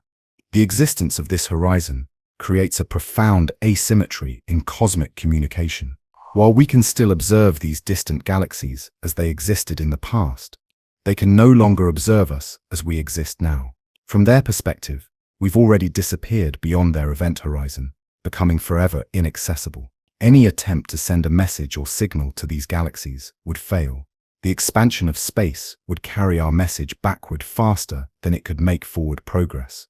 What makes this particularly poignant is that this horizon is shrinking as cosmic expansion continues to accelerate. Driven by dark energy, the event horizon moves inward, progressively cutting us off from galaxies that are currently within our reach. Galaxies that we can observe today will eventually cross this boundary and fade from view, not because they've stopped shining, but because their light can no longer bridge the expanding gulf of space between us. This process creates what cosmologists call the cosmic dark age that awaits us in the far future. As more and more galaxies disappear beyond our event horizon, the observable universe will contain fewer and fewer galaxies. This ball, the Lovine will contain fewer and fewer galaxies. Eventually, perhaps 100 billion years from now, only the galaxies in our local group will remain visible to us. All other galaxies will have been carried beyond the cosmic event horizon, leaving us in what appears to be a nearly empty universe. The implications of this cosmic isolation extend far beyond astronomy. It means that future civilizations, if they exist, will inhabit a universe that appears fundamentally different from the one we observe today. They'll see a cosmos containing only a handful of nearby galaxies, surrounded by empty space, with no evidence of the rich cosmic web of structure that we can observe.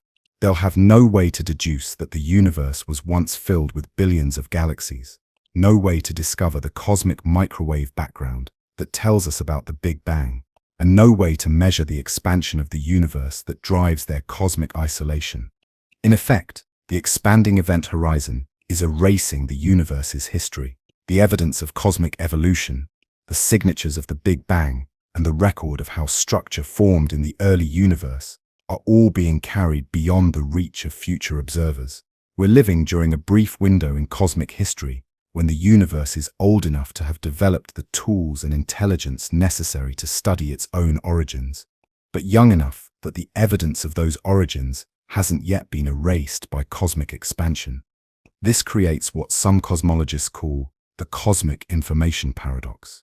Information about the universe's past exists in the form of light and other signals traveling through space, but this information is gradually being removed from any particular observer's light cone by the acceleration of expansion. Once a signal passes beyond the event horizon, it's lost forever to observers on our side of the boundary. The concept of the cosmic event horizon also raises profound questions about the nature of existence itself. If galaxies beyond this horizon can never again influence or communicate with us, in what sense do they still exist from our perspective? This question touches on some of the deepest issues in physics and philosophy, similar to questions about what happens to information that falls into a black hole. From a practical standpoint, the shrinking event horizon means that the current epoch represents humanity's best and perhaps only opportunity to study the large-scale structure and evolution of the universe. The cosmic web we can map today, the distant galaxies whose light tells us about cosmic evolution, and the cosmic microwave background that reveals the universe's origin. All of these will eventually be lost to cosmic expansion. This lends a certain urgency to cosmological research. Every observation we make of distant galaxies, every measurement of cosmic expansion, and every photograph of the deep universe captures information that will eventually be lost forever. We're essentially creating a cosmic archaeological record, documenting the universe's structure and history during the brief epoch when such documentation is possible. The expanding sphere of loneliness that surrounds us represents one of the most profound consequences of dark energy's dominance over cosmic evolution. It reveals that cosmic expansion doesn't just carry galaxies apart in space, it also separates them in terms of causality, communication, and shared history. Understanding this isolation is crucial to grasping where everything in the universe is ultimately going, because it shows that the journey's endpoint isn't just physical separation, but complete informational and causal disconnection. Imagine being an astronomer born 100 billion years from now, gazing up at the night sky with the most powerful telescopes available to your civilization. What would you see? The answer is both simple and profoundly isolating. You would see essentially nothing beyond your own local galaxy group, living in what appears to be a universe containing only a handful of galaxies, surrounded by infinite empty space. This future astronomer's predicament represents one of the most sobering consequences of accelerating cosmic expansion. The rich tapestry of galaxies, galaxy clusters, and cosmic structure that fills our current sky will have vanished, not destroyed, but carried beyond the cosmic event horizon by the relentless expansion of space driven by dark energy.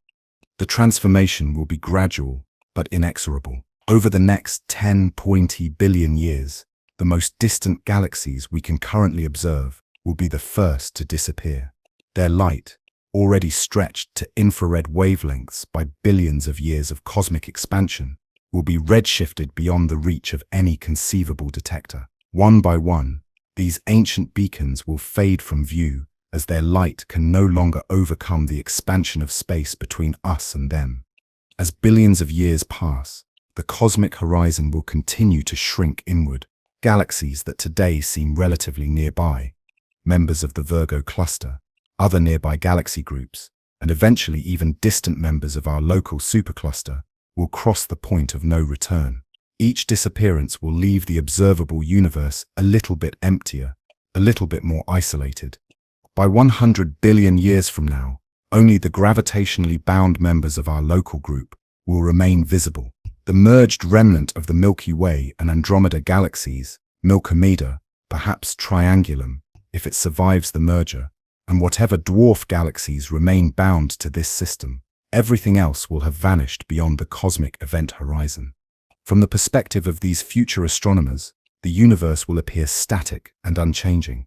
With only a few nearby galaxies visible, they won't be able to observe the Hubble flow that reveals cosmic expansion, the cosmic microwave background, the afterglow of the Big Bang that provides crucial evidence for our understanding of cosmic origins, will have been stretched by expansion to wavelengths so long that it becomes undetectable against other sources of background radiation. Most significantly, these future observers will have no way to deduce that the universe had a beginning. The evidence for the Big Bang that seems so compelling to us, the expansion of space, the cosmic microwave background, the abundance of light elements will have been erased by the very expansion it describes.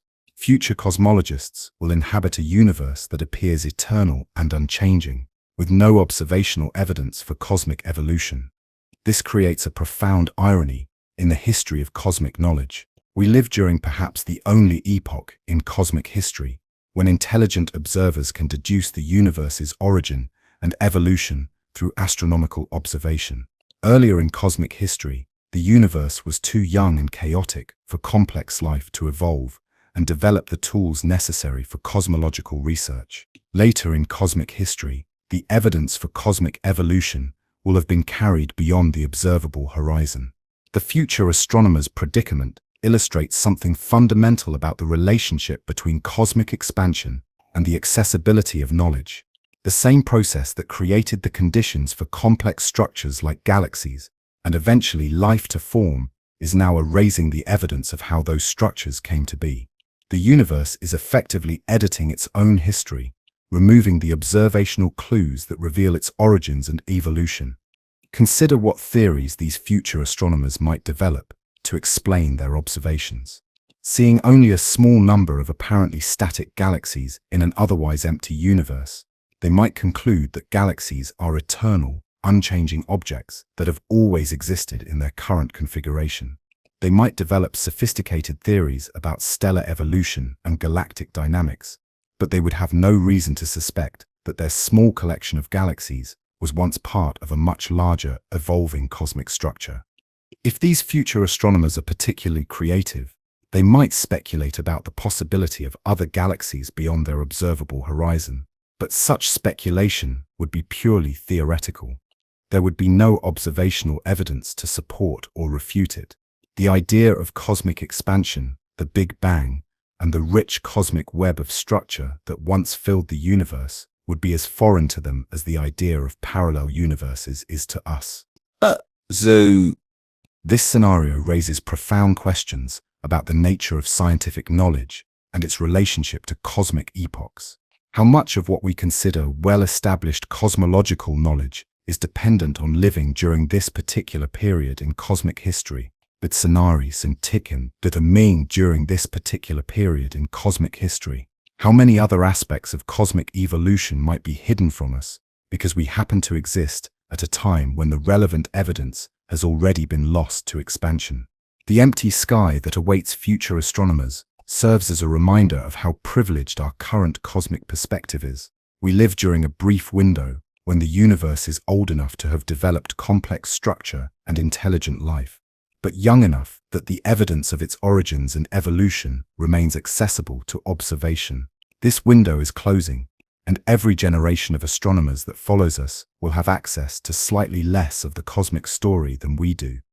Understanding this temporal limitation of cosmic knowledge adds urgency to current cosmological research and highlights the unique responsibility of our cosmic epoch to document and understand the universe's history while the evidence still exists to be studied. Every second that passes, valuable information about the universe's history and structure disappears beyond our cosmic horizon, lost forever to the accelerating expansion of space. This ongoing loss represents one of the most profound and irreversible consequences of dark energy's dominance, gradually erasing the universe's autobiography, even as we're still trying to read it. To understand what we're losing, consider what cosmic information actually means. Every photon of light traveling through space carries encoded within it a record of when and where it was emitted, what kind of object produced it, and what happened to it during its journey across the cosmos. Ancient light from distant galaxies tells us about cosmic conditions billions of years ago. The cosmic microwave background preserves a detailed snapshot of the universe when it was only 380,000 years old. Gravitational waves rippling through space carry information about violent cosmic events like black hole mergers and neutron star collisions.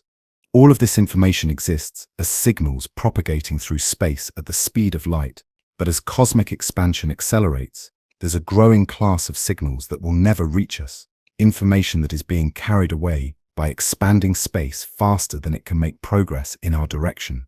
Once a source of information crosses our cosmic event horizon, all future signals from that source are lost to us permanently. The loss isn't uniform across all types of cosmic information.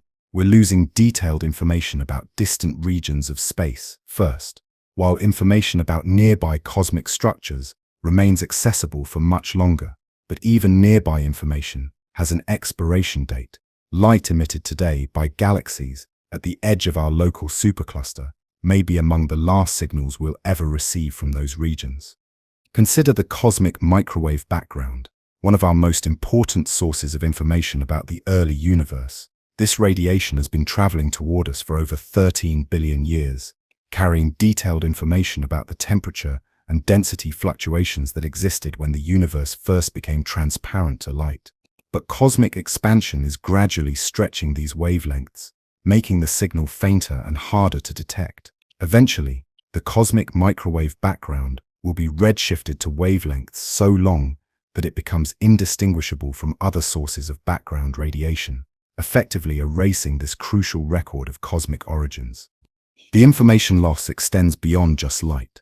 Gravitational waves, which provide a completely different window into cosmic events, are also subject to cosmological redshifting. Gravitational wave signals from distant sources become stretched to lower frequencies and reduced amplitudes as they travel through expanding space. Eventually, even the most violent cosmic events will produce gravitational waves that are too weak and too low frequency to detect by the time they reach us. Perhaps most troubling is the loss of information about cosmic evolution itself.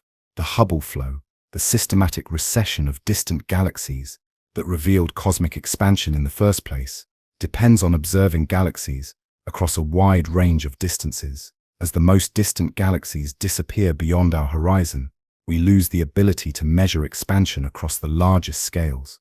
Future observers will have access to a much smaller baseline for measuring cosmic expansion, making it increasingly difficult to study how the expansion rate has changed over time. This information loss creates a kind of cosmic amnesia. The universe is forgetting its own history, with the evidence of past events being carried beyond the reach of any future observers. The rich details of cosmic structure formation, the evidence for dark matter's role in shaping galaxies, and even the signatures of inflation in the early universe are all gradually being removed from the observable record. The process is accelerating along with cosmic expansion itself. Early in cosmic history, when expansion was decelerating, information loss to the cosmic horizon was relatively slow. But as dark energy has taken control and expansion has begun to accelerate, the rate of information loss has increased dramatically. We're now losing cosmic information at an ever-increasing pace. This creates a profound responsibility for current and near-future generations of astronomers. We're living during perhaps the only epoch in cosmic history when intelligent observers have both the technological capability to study the universe's large-scale structure and access to the information necessary to deduce cosmic origins and evolution. Every observation we make, every cosmic survey we complete, and every theoretical framework we develop represents knowledge that may be impossible to obtain in the future. The information we're losing forever includes not just data about distant galaxies and ancient cosmic events, but also the very evidence that the universe has a history, that it evolved from a hot, dense beginning to its current state of accelerating expansion. Future observers will inherit a universe that appears static and eternal, with most of the evidence for cosmic evolution erased by the very process it describes. The universe's stellar age is coming to an end, not with a bang, but with a gradual, inexorable starvation. As cosmic expansion continues to stretch space and dark energy drives galaxies apart, the raw materials needed for star formation are becoming increasingly scarce and scattered. In Sophroverse's stellar age is coming to an end, not with a bang, but with a gradual, inexorable starvation. We're witnessing the beginning of the end of one of the most magnificent chapters in cosmic history, the era when stars illuminated the darkness and forged the heavy elements necessary for planets and life. Star formation requires specific conditions that are becoming increasingly rare in our expanding universe. Stars are born when vast clouds of gas and dust, primarily hydrogen and helium, become dense enough for gravity to overcome the thermal pressure that normally keeps gas clouds dispersed. These molecular clouds, the stellar nurseries of the cosmos, require not just sufficient material, but also the right temperatures, densities, and gravitational triggers to collapse into new stars.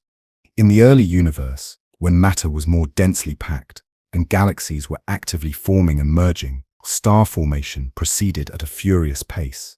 Galaxy collisions compressed gas clouds, triggering massive bursts of star formation that could consume a galaxy's entire gas supply in just a few million years. The cosmic star formation rate peaked roughly 10^11 billion years ago, when the universe was less than a quarter of its current age, creating brilliant starburst galaxies that outshone anything we see in the local universe today.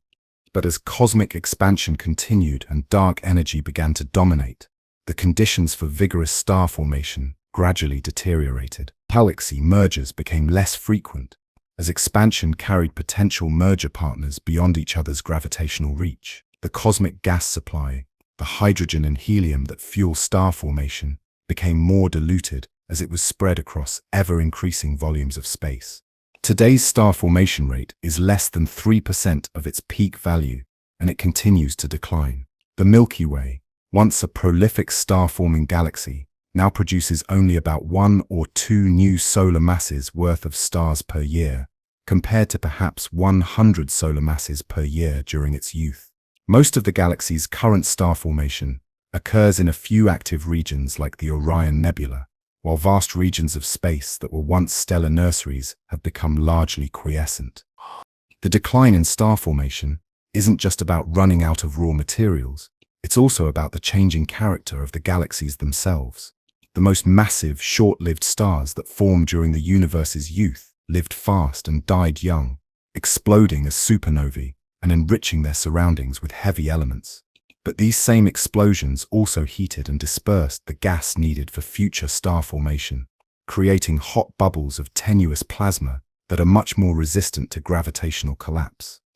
As galaxies consumed their gas supplies and spread the remaining material across larger volumes, star formation became increasingly inefficient.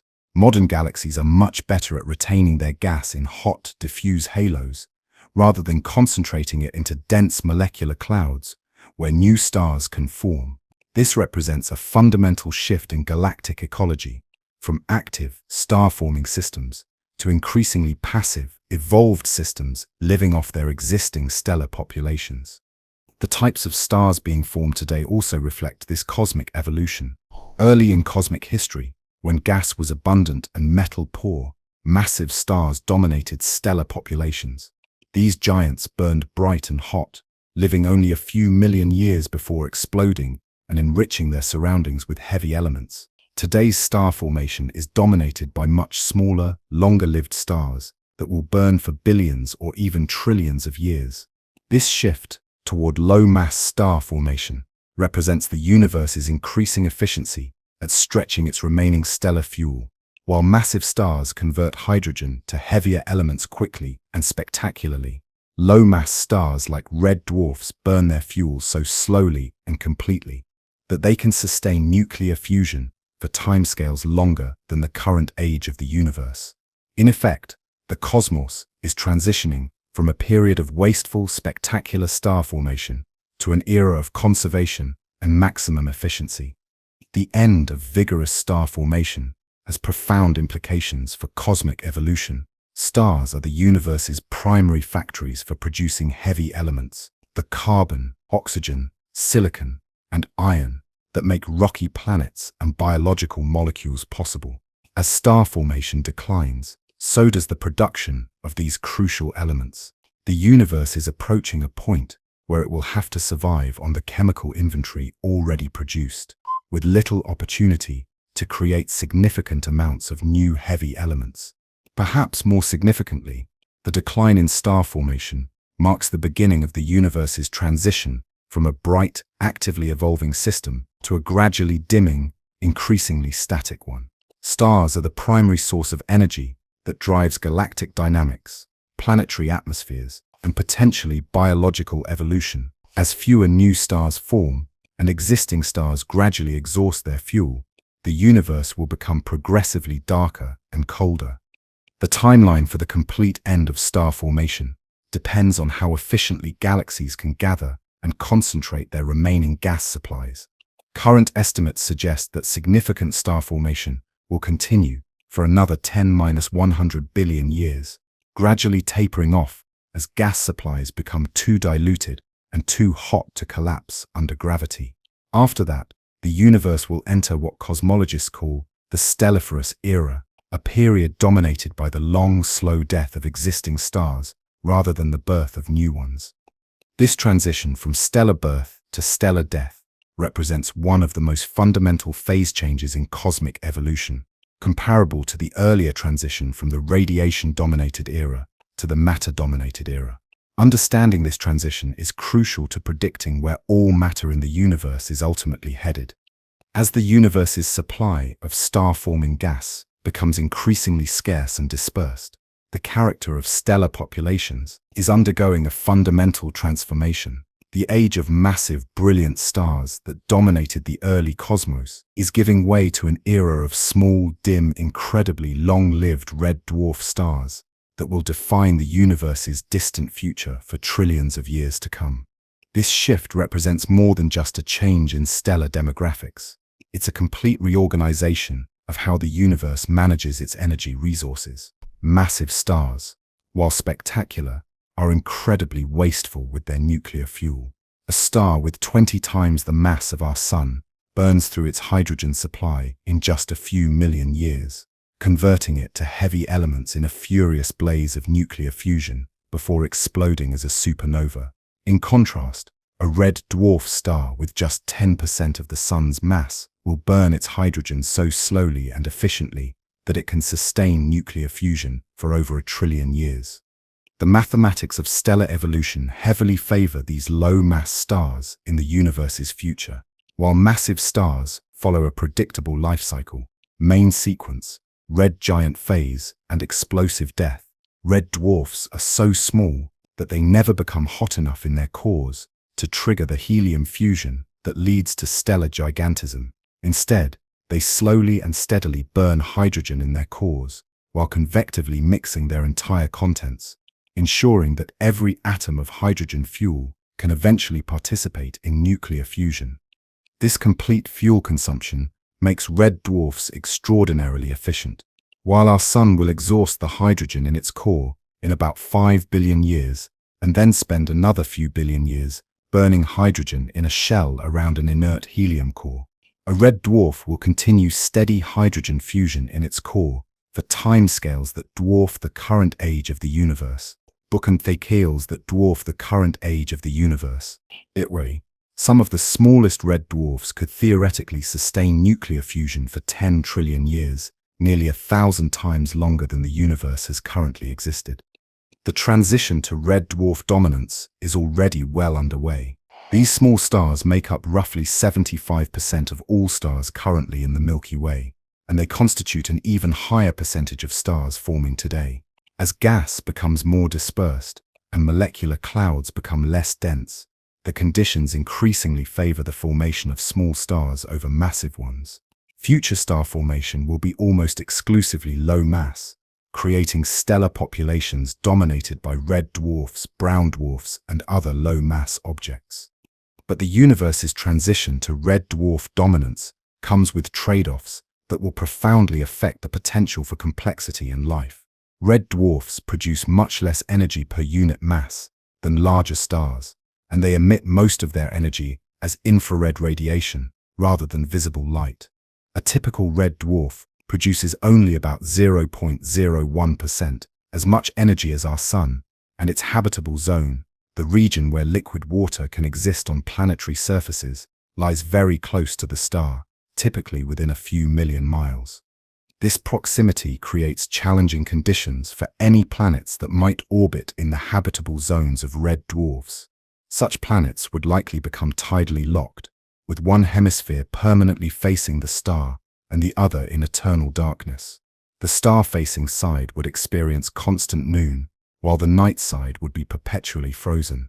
Additionally, red dwarfs are prone to violent flares during their youth, potentially stripping away planetary atmospheres and sterilizing nearby worlds. The evolutionary timescales of red dwarf systems also differ dramatically from solar-type systems.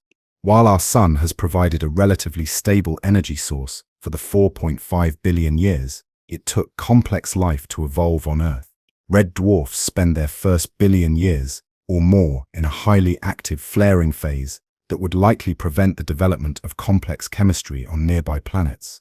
By the time red dwarfs settle into stable hydrogen burning, the universe will be vastly older and very different from today. Yet despite these challenges, red dwarf systems may represent the universe's best long-term prospects for maintaining organized complexity.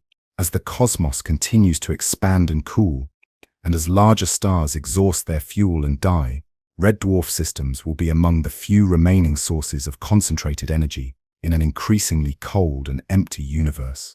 Any civilization that manages to survive the transition to the red dwarf era will have access to stable energy sources for timescales that make current cosmic evolution look like brief moments.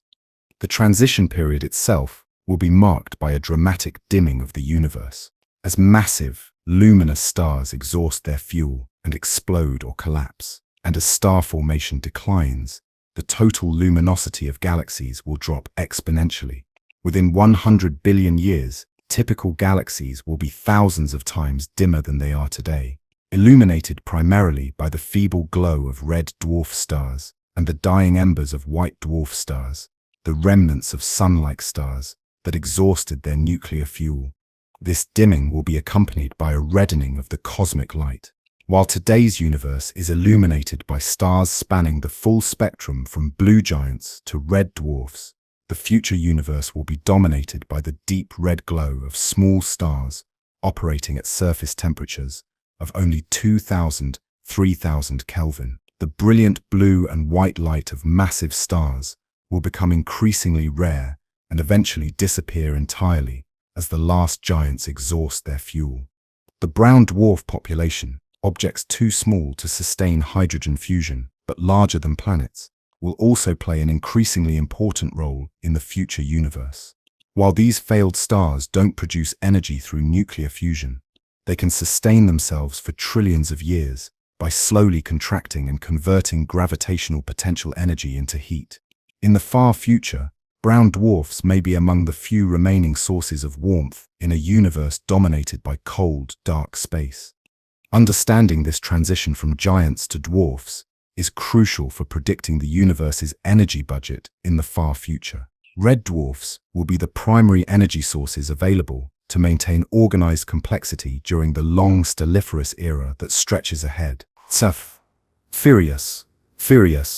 Their incredible longevity makes them the universe's most important reservoirs of usable energy, capable of sustaining whatever forms of organization and complexity might evolve during the trillion-year period when they dominate cosmic evolution.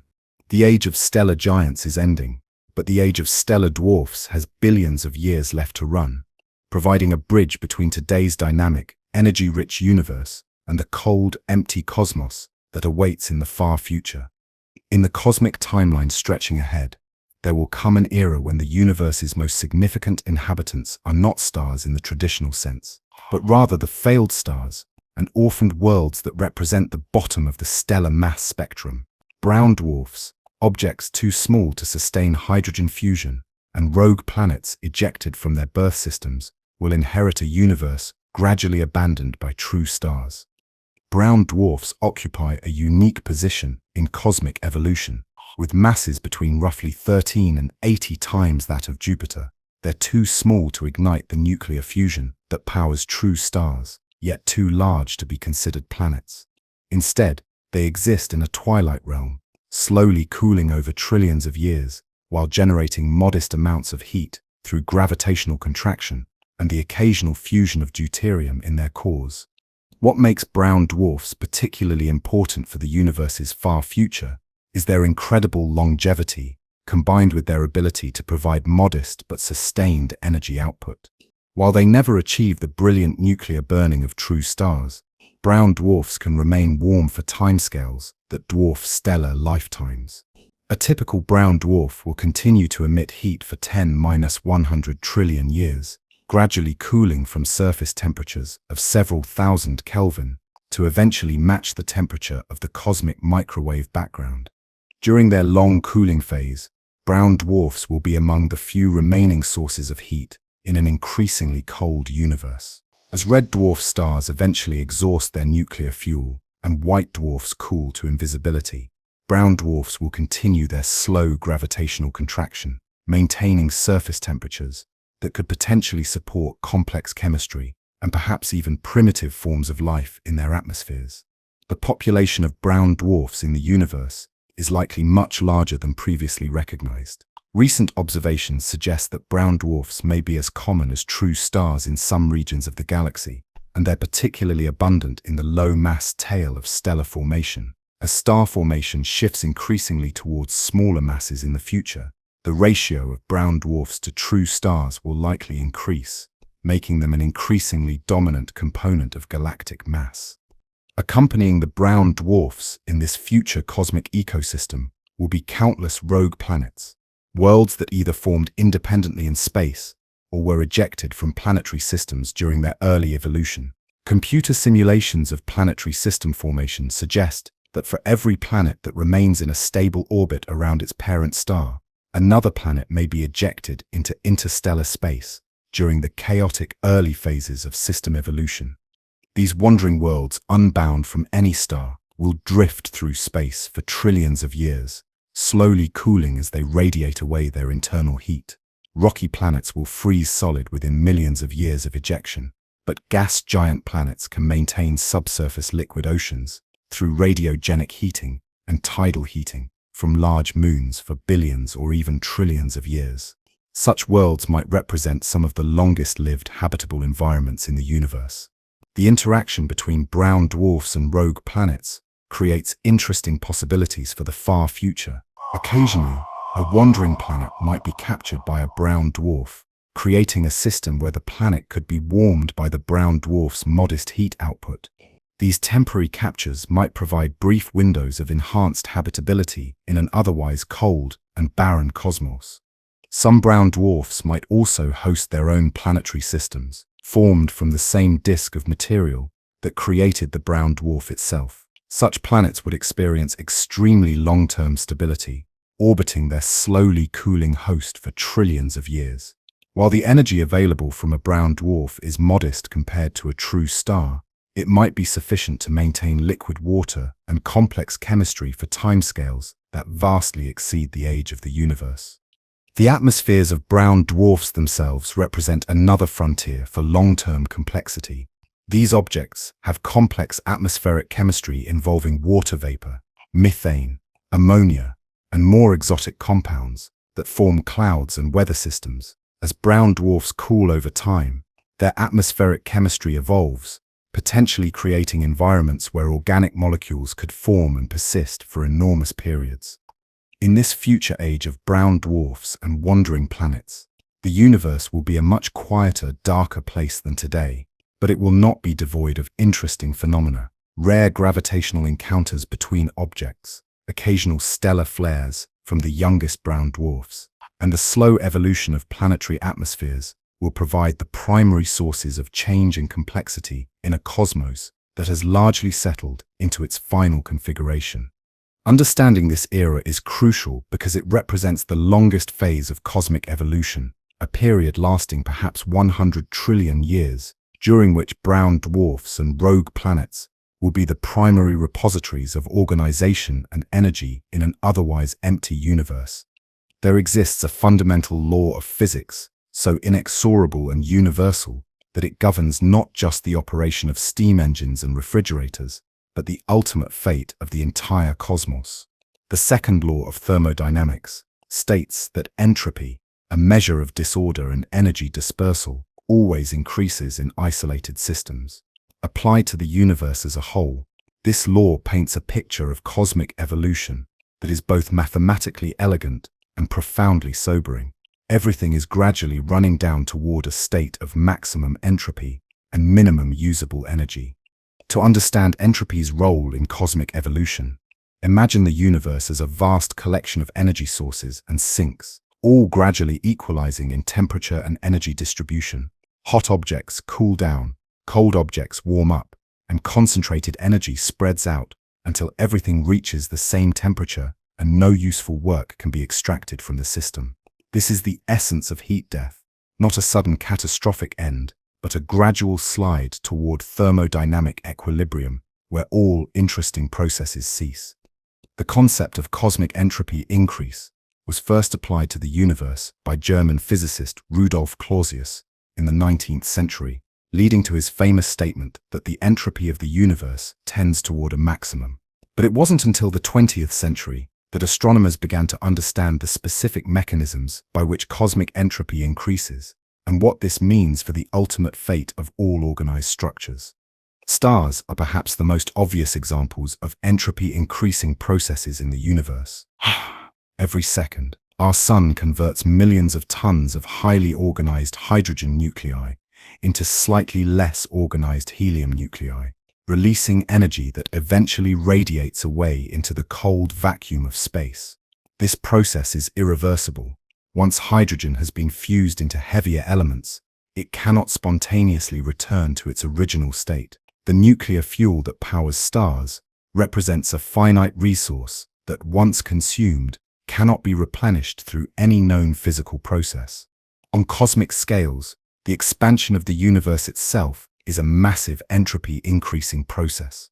As space expands, energy becomes more diluted and temperatures drop. The cosmic microwave background, which began as intensely hot radiation in the early universe, has been stretched and cooled by expansion to a current temperature of just 2.7 Kelvin above absolute zero. This cooling will continue indefinitely as expansion proceeds, eventually reducing all electromagnetic radiation to infinitesimally low energies. The formation and evolution of black holes represent another major contribution to cosmic entropy increase. When matter falls into a black hole, it disappears from the observable universe, but the black hole's entropy increases in proportion to the area of its event horizon. Stephen Hawking's discovery that black holes have entropy and that this entropy is enormous compared to ordinary matter revealed that black holes are among the most significant contributors to cosmic entropy. Even more remarkably, Hawking showed that black holes aren't perfectly black, but instead emit radiation due to quantum effects near their event horizons. This Hawking radiation represents the ultimate entropy-increasing process. Black holes slowly evaporate, converting their organized mass into random thermal radiation that spreads throughout the universe. The larger the black hole, the slower this process, but it is absolutely inevitable for all black holes. The entropy increase associated with cosmic expansion and black hole evaporation operates on timescales that dwarf ordinary stellar evolution. While stars exhaust their nuclear fuel in millions to trillions of years, the evaporation of stellar mass black holes takes on the order of 10 circumflex 67 years. Supermassive black holes, like those at the centers of galaxies, will persist for 10 circumflex 100 years or longer, before finally evaporating completely. These enormous timescales reveal something profound about the universe's approach to heat death. The process is so gradual that countless generations of complex processes can occur during the transition. Entire ecosystems of stellar evolution, planetary formation, and potentially biological evolution can unfold during periods that represent tiny fractions of the time required for significant entropy increase on cosmic scales. But the mathematical inevitability of increasing entropy means that all of these complex processes are temporary fluctuations in the universe's overall slide toward equilibrium. Stars will exhaust their fuel, planets will cool to match the temperature of space, and black holes will evaporate into radiation. No known physical process can reverse this trend or create new sources of usable energy once existing sources are exhausted. The concept of cosmic heat death raises profound questions about the meaning and purpose of organized complexity in the universe. If everything is ultimately destined to reach thermodynamic equilibrium, what significance do the intricate structures and processes we observe today have in the grand scheme of cosmic evolution? This question has puzzled physicists and philosophers since the thermodynamic heat death was first proposed. One perspective is that the temporary nature of complexity makes it more precious, not less. The fact that stars, planets, and potentially life exist at all represents a remarkable departure from equilibrium that can only occur during specific phases of cosmic evolution. We exist during one of the universe's most interesting and complex periods, when energy gradients are large enough to drive the formation of organized structures, but not so extreme as to prevent their stability. Another consideration is that our current understanding of physics may be incomplete. Just as quantum mechanics revealed phenomena that classical physics couldn't predict, future discoveries might reveal new physical processes that could alter the universe's trajectory toward heat death. Some speculative theories suggest that quantum fluctuations could occasionally reverse entropy increases on local scales, creating temporary islands of decreasing entropy in the overall sea of increasing disorder. However, such speculations remain highly uncertain, and all current evidence suggests that entropy increase is indeed universal and irreversible. The second law of thermodynamics has been tested more thoroughly than perhaps any other principle in physics, and no violations have ever been observed under controlled conditions. Understanding entropy's role in cosmic evolution is crucial for predicting where everything in the universe is ultimately going. The heat-death scenario represents the most likely long-term outcome based on our current understanding of physics, a future in which all energy has been spread uniformly throughout space, all matter has decayed or been absorbed into black holes, and all black holes have evaporated into thermal radiation. This endpoint, while unimaginably distant in time, appears to be the inevitable destination toward which all cosmic evolution is heading. As the universe continues to expand and evolve toward its ultimate fate, all matter and energy are being inexorably driven toward a single final temperature, absolute zero. This isn't just a theoretical prediction. It's a direct consequence of the fundamental physics governing cosmic expansion and thermodynamic equilibrium. Understanding this approach to absolute zero reveals the endpoint of cosmic evolution and the final state of all matter and energy in the universe. The temperature of empty space itself is already remarkably close to absolute zero. The cosmic microwave background, the afterglow of the Big Bang, currently has a temperature of 2.725 Kelvin, just barely above the point where all molecular motion would cease. This temperature has been steadily decreasing as cosmic expansion stretches the wavelengths of this primordial radiation, cooling it from the thousands of degrees it possessed in the early universe to its current frigid state. As expansion continues, this cosmic background temperature will continue to drop, following a precise mathematical relationship with the size of the universe. If the universe doubles in size, the background temperature is cut in half. This cooling will continue indefinitely, as long as expansion proceeds, asymptotically approaching absolute zero but never quite reaching it. In 1 trillion years, the cosmic microwave background will have cooled to less than 0.003 Kelvin. In 1 trillion years, it will be immeasurably close to absolute zero. But the cosmic microwave background is just one component of the universe's thermal evolution. All forms of electromagnetic radiation, from gamma rays produced by the most violent cosmic events to radio waves generated by astronomical phenomena, are subject to the same cosmological redshifting. High-energy photons are gradually stretched to lower and lower energies, eventually becoming long-wavelength radio waves and finally disappearing into the infrared background of space. This process effectively removes usable energy from the universe's inventory. High-energy photons can drive chemical reactions, power photoelectric effects, and provide the energy needed for complex processes.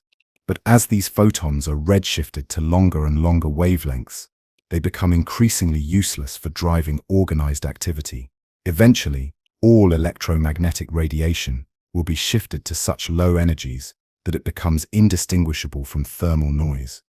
The approach to absolute zero affects not just radiation, but matter as well. All objects in space are constantly radiating thermal energy in the form of infrared photons. As long as an object's temperature exceeds that of the cosmic background, it will continue to lose energy through this thermal radiation. Brown dwarfs, cooling white dwarf stars, rocky planets, and even individual atoms floating in space will gradually radiate away their thermal energy until they reach equilibrium with the cosmic background. This thermal equilibration operates on different timescales for different objects. Small objects cool relatively quickly, a rocky planet ejected into interstellar space will cool to match the cosmic background temperature within millions of years. Whole, larger objects take much longer due to their greater thermal mass. Whole white dwarf stars, despite having surface temperatures of thousands of degrees, will require trillions of years to cool to match the cosmic background. Whole, the most massive white dwarfs might not complete their cooling until the cosmic background itself has dropped to nearly absolute zero. The approach to absolute zero has profound implications for the survival of organized complexity. Most chemical reactions require activation energies that become increasingly difficult to achieve as temperatures drop. At very low temperatures, even the simplest chemical processes cease, and matter becomes locked in its lowest energy states. Complex molecules break apart, crystalline structures become rigid and unchanging, and all forms of organized activity grind to a halt. Near absolute zero, quantum mechanical effects become dominant in determining the behavior of matter. Individual atoms and molecules settle into their quantum ground states, the lowest possible energy configurations allowed by quantum mechanics. In this regime, the classical physics that governs most familiar processes gives way to quantum behavior that is largely static and unchanging. However, even at temperatures approaching absolute zero, quantum mechanics predicts that some activity will continue. Quantum fluctuations, spontaneous, temporary violations of energy conservation, allowed by Heisenberg's uncertainty principle, will continue to occur even at absolute zero. These fluctuations are incredibly tiny and brief, but they represent the only form of activity that can persist in a universe that has reached maximum entropy. The timeline for the universe's approach to absolute zero depends on the continued expansion of space. If cosmic expansion continues indefinitely, driven by dark energy or some other mechanism, then the cooling will also continue indefinitely. The universe will asymptotically approach absolute zero over timescales that dwarf even the longest stellar lifetimes. Horizons dwarf even the longest stellar lifetimes. But there are scenarios where this cooling might be interrupted or reversed. If the expansion of the universe somehow slowed or reversed, the cosmic background temperature could begin to increase again. Some speculative theories suggest that quantum effects might occasionally create localized regions where temperatures temporarily rise above the cosmic background, providing brief opportunities for complex processes to resume. The approach to absolute zero represents more than just a temperature change. It signifies the end of all thermal gradients in the universe. Temperature differences are what drive heat engines, power atmospheric circulation, and enable energy to flow from hot objects to cold ones. When everything reaches the same temperature, these processes cease, and the universe enters a state of perfect thermal equilibrium where no work can be extracted from the available energy. Understanding this thermal evolution is crucial for predicting the ultimate fate of all organized structures in the universe, from galaxies and stars down to individual atoms and subatomic particles. In the unimaginably distant future, when the last red dwarf stars have exhausted their nuclear fuel and cooled to invisibility, when brown dwarfs have radiated away their thermal energy, and when even the most massive white dwarf stars have cooled to match the temperature of space, black holes will emerge as the universe's final gravitational monuments, the last organized structures in a cosmos approaching maximum entropy. These cosmic remnants represent the ultimate victory of gravity over all other forces. While electromagnetic forces hold atoms together and nuclear forces bind protons and neutrons in atomic nuclei, only gravity has the reach and persistence to create structures that can survive the universe's approach to heat death. Black holes are gravity's most extreme expression, regions where space-time curvature becomes so intense that not even light can escape. The black holes that will dominate the far future come in several varieties, each with vastly different lifespans. Holzner-mass black holes, formed from the collapsed cores of massive stars, typically contain between 3 and 20 times the mass of our Sun, compressed into regions smaller than cities. These objects will persist for approximately 10 circumflex, 67 years before completely evaporating through Hawking radiation, a timescale so vast that it dwarfs the current age of the universe by more than 50 orders of magnitude. Intermediate mass black holes, if they exist in significant numbers, contain hundreds to thousands of solar masses and will survive even longer. But the true monarchs of the far future will be the supermassive black holes that currently lurk at the centers of galaxies. These giants, containing millions to billions of solar masses, will persist for 10 circumflex 100 years or more, outlasting everything else in the observable universe by unimaginable margins. During their reign as the universe's dominant structures, black holes will continue to grow by accreting any matter that ventures too close to their event horizons. In the sparse environment of the far future, this accretion will be minimal, perhaps an occasional rogue planet, a wandering brown dwarf, or debris from long-dead stellar systems. But even these rare meals will add to the black hole's mass and extend their already incredible lifespans. The physics of black hole evaporation, first described by Stephen Hawking in the 1970s, reveals that these objects are not truly eternal. Quantum effects near the event horizon cause black holes to emit radiation with a temperature inversely proportional to their mass. Paradoxically, this means that smaller black holes are hotter and evaporate faster than larger ones. The smallest possible black holes, if they exist, would evaporate almost instantaneously, while the most massive supermassive black holes will barely emit any Hawking radiation at all during the current epoch. As black holes evaporate, they slowly convert their organized mass into random thermal radiation that spreads throughout the universe. This process represents the universe's most prolonged entropy-increasing mechanism. The radiation emitted by evaporating black holes carries no information about the original matter that formed them, creating what physicists call the information paradox, the apparent loss of quantum information that challenges our understanding of physical law. The final stages of black hole evaporation are predicted to be spectacular on quantum scales. As a black hole shrinks to microscopic sizes, its Hawking temperature increases dramatically, causing it to emit increasingly energetic radiation. The very last moments of a black hole's existence involve the explosive release of its remaining mass energy in a burst of high-energy particles and radiation. But even these final explosions will be rare events in the far future universe.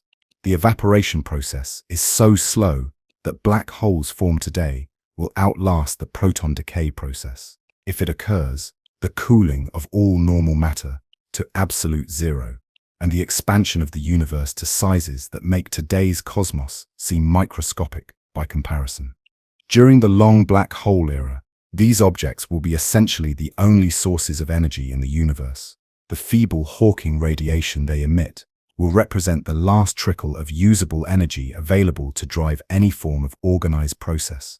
Some speculative theories suggest that advanced civilizations might attempt to harvest this energy using black holes as ultra-long-term power sources for maintaining complexity in an otherwise dead universe. The era of black hole dominance represents a profound transition in cosmic evolution, from a universe filled with diverse structures and energy sources to one containing only the most gravitationally bound objects, slowly evaporating into the void. Understanding this era is crucial because it spans the longest period in cosmic history, lasting perhaps 10 circumflex 100 years, while everything else fades away around these gravitational monuments to the early universe's violent past.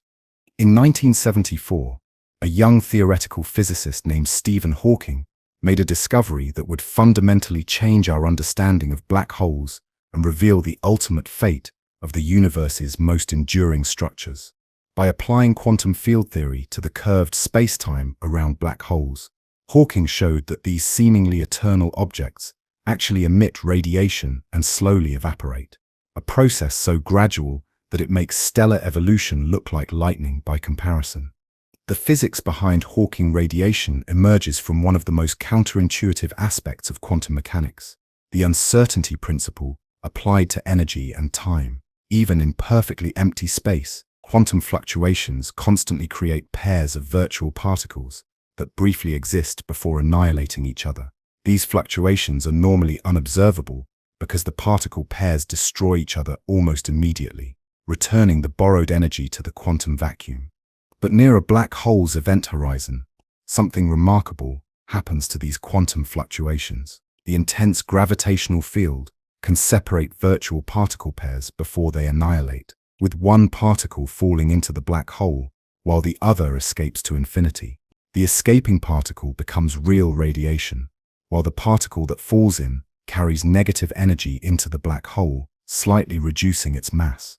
From an outside observer's perspective, the black hole appears to emit thermal radiation with a temperature inversely proportional to its mass.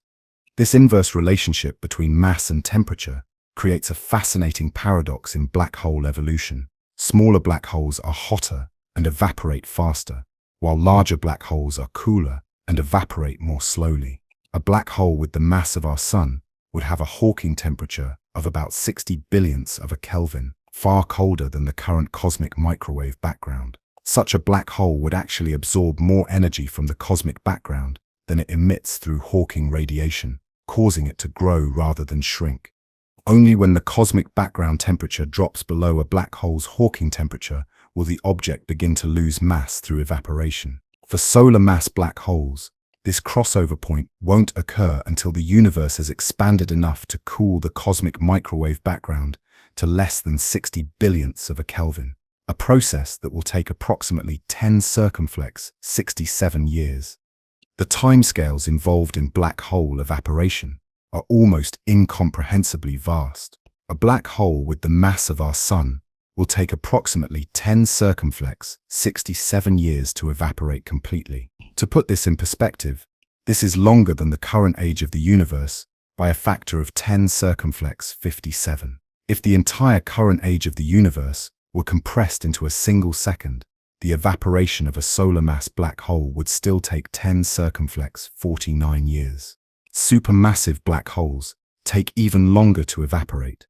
The black hole at the center of our galaxy, Sagittarius A*, contains about 4 million solar masses and will persist for roughly 10 circumflex 93 years. The most massive black holes known, containing billions of solar masses, will survive for 10 circumflex 100 years or longer. Its timescales are so vast that they approach the realm of pure mathematical abstraction, far beyond any meaningful physical intuition. During most of this evaporation process, black holes emit radiation at such a low rate that they appear essentially eternal on any observable timescale. A solar mass black hole currently emits roughly 10 circumflex 28 watts of power, less energy per second than a typical flashlight battery produces in 10 circumflex 20 years. This radiation is also spread across all wavelengths, with most of it in the form of extremely long wavelength radio waves that would be impossible to detect against the cosmic background. But the final stages of black hole evaporation tell a very different story. As a black hole loses mass, its Hawking temperature increases, causing it to radiate more and more energetically. When a black hole shrinks to about the mass of a mountain, 10 circumflex 15 kilograms, its temperature reaches billions of degrees, and it begins emitting significant amounts of gamma radiation. The final second of a black hole's existence releases as much energy as a billion hydrogen bombs. This runaway evaporation process means that the end comes suddenly after eons of gradual decline. For nearly all of its existence, a black hole barely radiates at all. Then, in its final moments, it releases most of its remaining mass energy in a brilliant flash of high-energy radiation. This final explosion represents the conversion of the black hole's organized mass into completely random thermal radiation, the ultimate victory of entropy over structure. The radiation produced by black hole evaporation carries another profound implication for physics. According to Hawking's original calculation, this radiation is completely thermal and random, containing no information about the matter that originally formed the black hole. This creates the black hole information paradox, the apparent destruction of quantum information that many physicists believe should be impossible according to the fundamental laws of quantum mechanics. Resolving this paradox has become one of the most important challenges in theoretical physics, with implications for our understanding of quantum gravity, the nature of space-time, and the fundamental structure of reality. Some physicists argue that information is somehow encoded in subtle correlations in the Hawking radiation, while others propose that black holes don't completely evaporate, but leave behind tiny remnants that preserve the original information. Regardless of how the information paradox is resolved, the evaporation of black holes through Hawking radiation represents the final chapter in the universe's structural evolution. After all stars have died, all planets have cooled, and all normal matter has decayed or been absorbed into black holes, the slow evaporation of these gravitational remnants will be the last significant process occurring in the cosmos. The universe that emerges from this final evaporation will be fundamentally different from anything we can observe today. Whole matter will have been converted to radiation, all structure will have been erased, and all information about the universe's rich history of stellar birth, planetary formation, and potentially biological evolution will have been scattered as random thermal photons across an unimaginably vast expanse of empty space. Understanding Hawking radiation and black hole evaporation is crucial for predicting the ultimate fate of all matter and energy in the universe. This process represents the final mechanism by which organized structure succumbs to entropy, completing the transformation from a universe filled with complexity and information to one containing only the most elementary forms of energy, spread uniformly through space. After the last black hole has evaporated in a final burst of Hawking radiation, the universe will enter its ultimate phase, a vast cold expanse containing only the most basic constituents of matter and energy, diluted to unimaginable thinness by eons of cosmic expansion. This elementary particle universe represents the final endpoint of cosmic evolution, where complexity gives way to fundamental simplicity, and all the grand structures we observe today are reduced to their most basic components. The inventory of this far future universe will be remarkably sparse and simple. The dominant constituents will be photons, particles of light that carry no mass and travel at the speed of light through empty space. Empty space. These photons will be the descendants of all the electromagnetic radiation ever produced in the universe's history. Starlight, from the first generation of stars, the cosmic microwave background, stretched by expansion to infinitesimally long wavelengths, and the final bursts of Hawking radiation from evaporating black holes. By this epoch, cosmic expansion will have stretched these photons to wavelengths longer than the observable universe itself. What began as high-energy gamma rays from violent cosmic events will have been redshifted to radio waves with frequencies so low that their wavelengths span distances larger than galaxy clusters.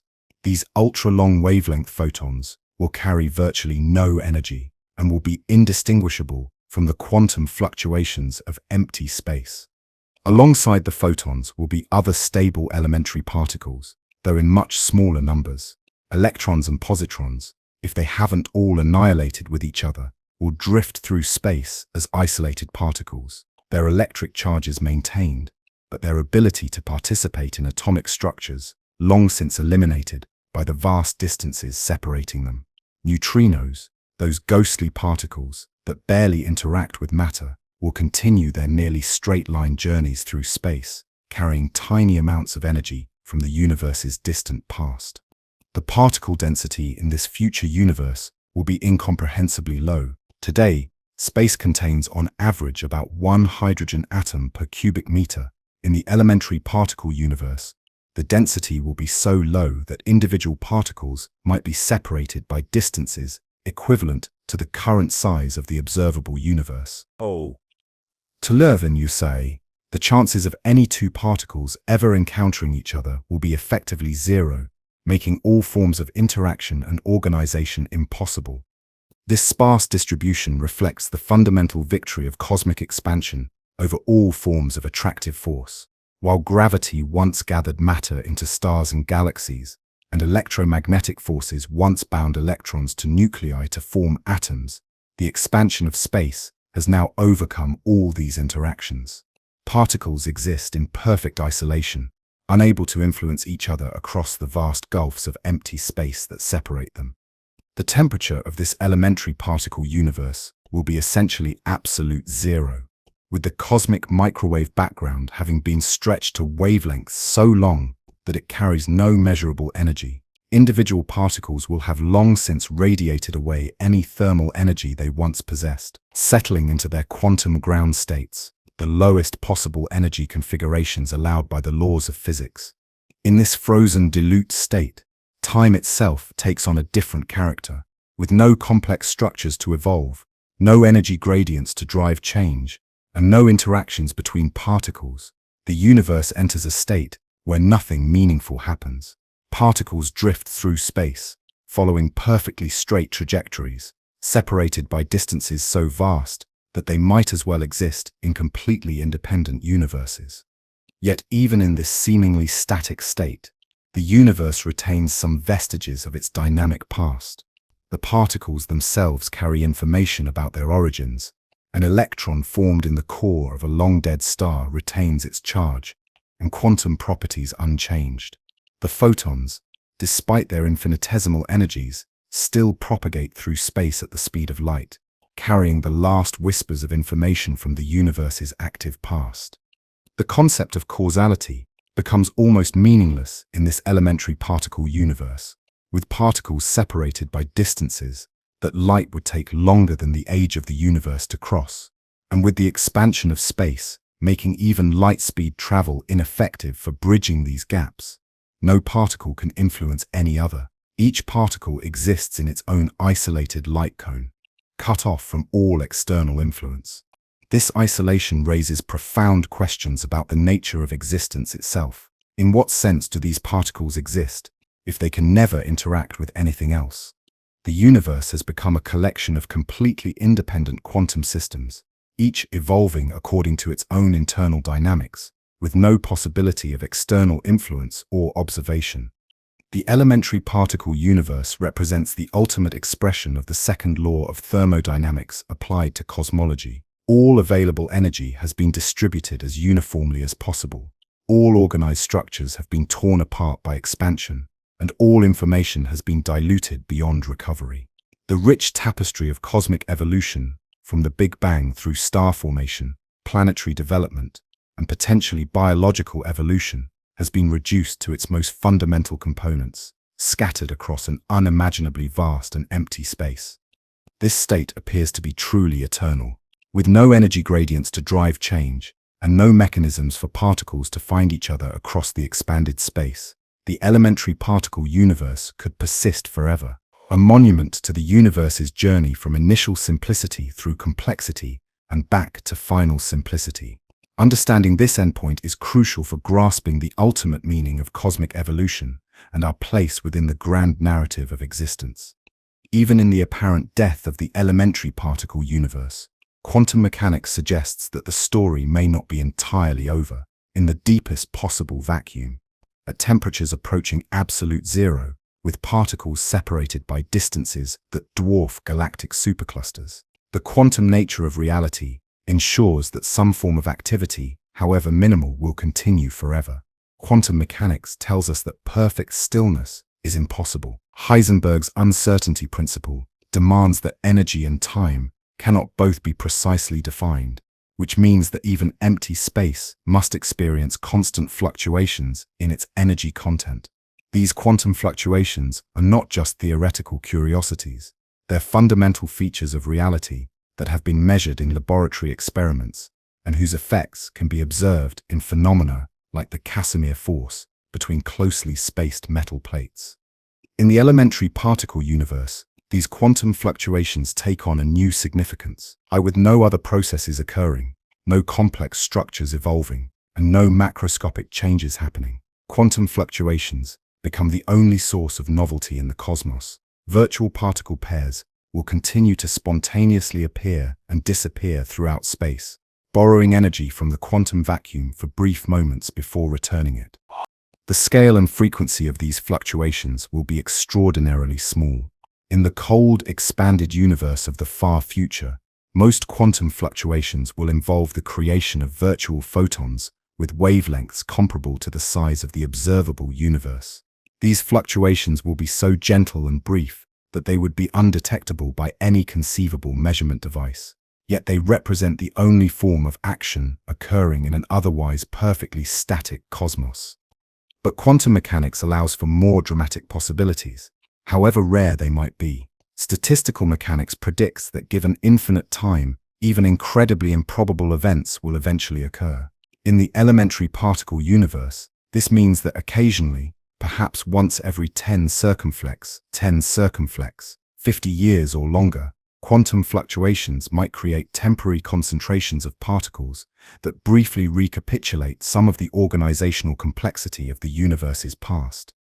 These fluctuations could, in principle, spontaneously create anything that doesn't violate conservation laws: isolated atoms, simple molecules, or even larger structures like planets or stars. The probability of such events is unimaginably small, so small that they're essentially impossible during any finite period we could meaningfully consider. Yet, over the infinite expanse of time available in the elementary particle universe, even these impossibly rare events become inevitable. Some theoretical physicists have speculated about even more dramatic possibilities. If the universe is truly infinite in spatial extent, then quantum fluctuations occurring across vast regions of space might occasionally create bubble universes, regions where the local energy density spontaneously increases enough to trigger a new period of inflation and cosmic evolution.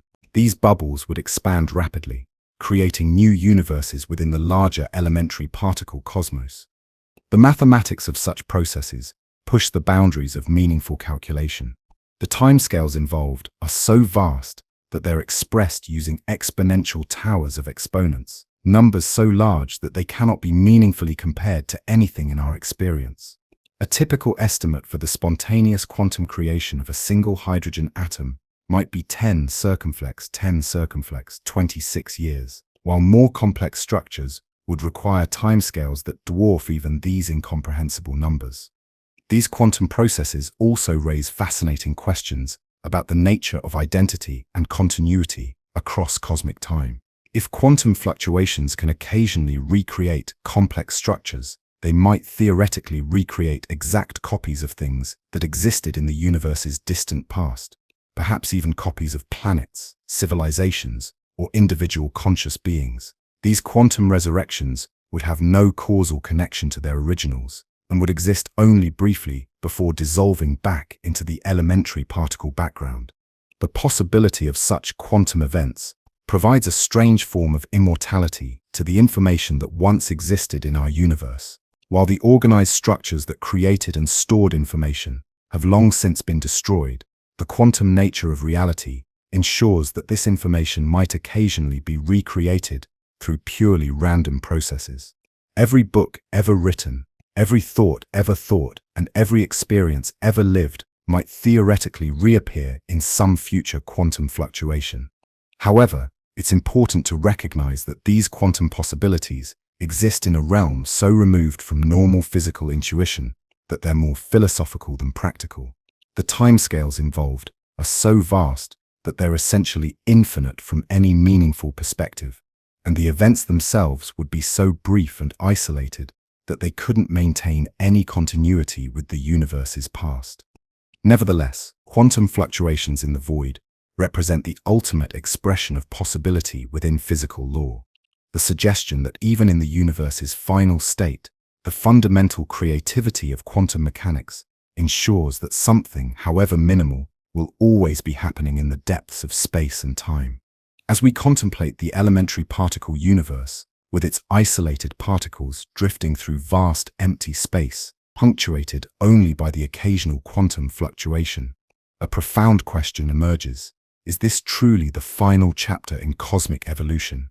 Or might there be mechanisms, known or unknown, that could alter this seemingly inevitable trajectory toward maximum entropy and heat death? The scenario we've described, often called the heat death of the universe, is based on our current understanding of physics and cosmology.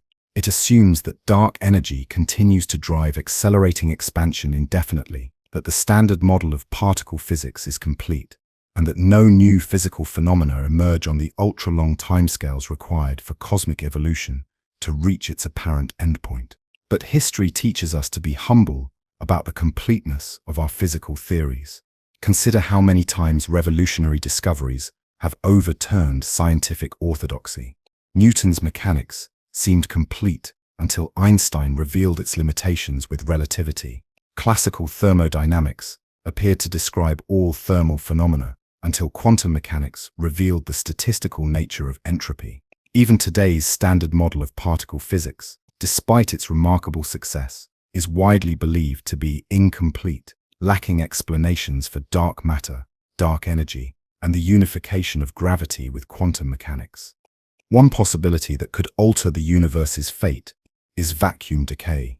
Our current understanding suggests that the Higgs field, responsible for giving particles their masses, exists in a metastable state rather than the absolute lowest energy configuration possible. If this is true, then there's a chance that the vacuum could spontaneously tunnel to a lower energy state, creating an expanding bubble of true vacuum that would fundamentally alter the laws of physics within it. Such a vacuum decay event would propagate at the speed of light, eventually encompassing the entire observable universe and changing the fundamental constants that govern matter and energy. Depending on the nature of the true vacuum, this could either lead to the immediate destruction of all existing matter or the creation of entirely new forms of physics that might support different types of complex structures. Another possibility is that our understanding of entropy and the second law of thermodynamics is incomplete. Some theoretical physicists have proposed that gravity might allow for violations of the traditional formulation of the second law on cosmic scales. The formation of black holes, for instance, represents a decrease in entropy of ordinary matter, even though the black holes themselves have enormous entropy. Perhaps there are gravitational processes we don't yet understand that could reverse entropy increase under certain extreme conditions.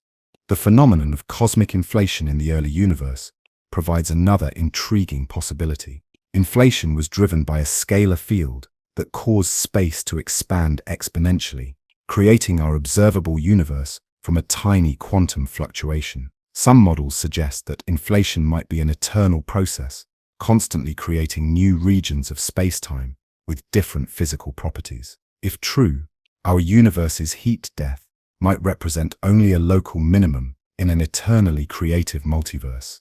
Even within our current physical framework, there are scenarios that could lead to different cosmic endpoints. If dark energy is not truly constant, but instead varies over time, the universe's expansion could eventually slow down or even reverse.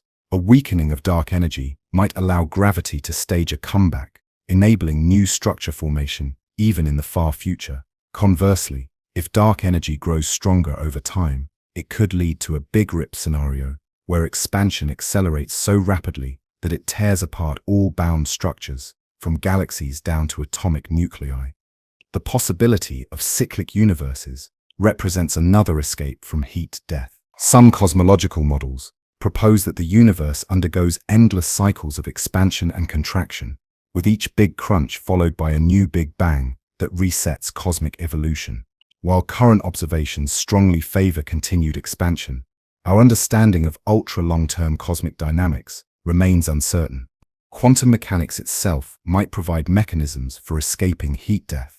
Some interpretations of quantum theory suggest that information cannot be truly destroyed, which might imply that the complex structures of today's universe could spontaneously reassemble through quantum processes.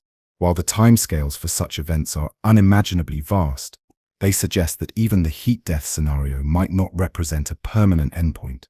Perhaps most intriguingly, the role of consciousness and intelligence in cosmic evolution remains largely unexplored in our physical theories. If conscious beings can manipulate matter and energy in ways that reverse entropy locally, as life already does on Earth, then sufficiently advanced civilizations might find ways to forestall or even reverse cosmic heat death.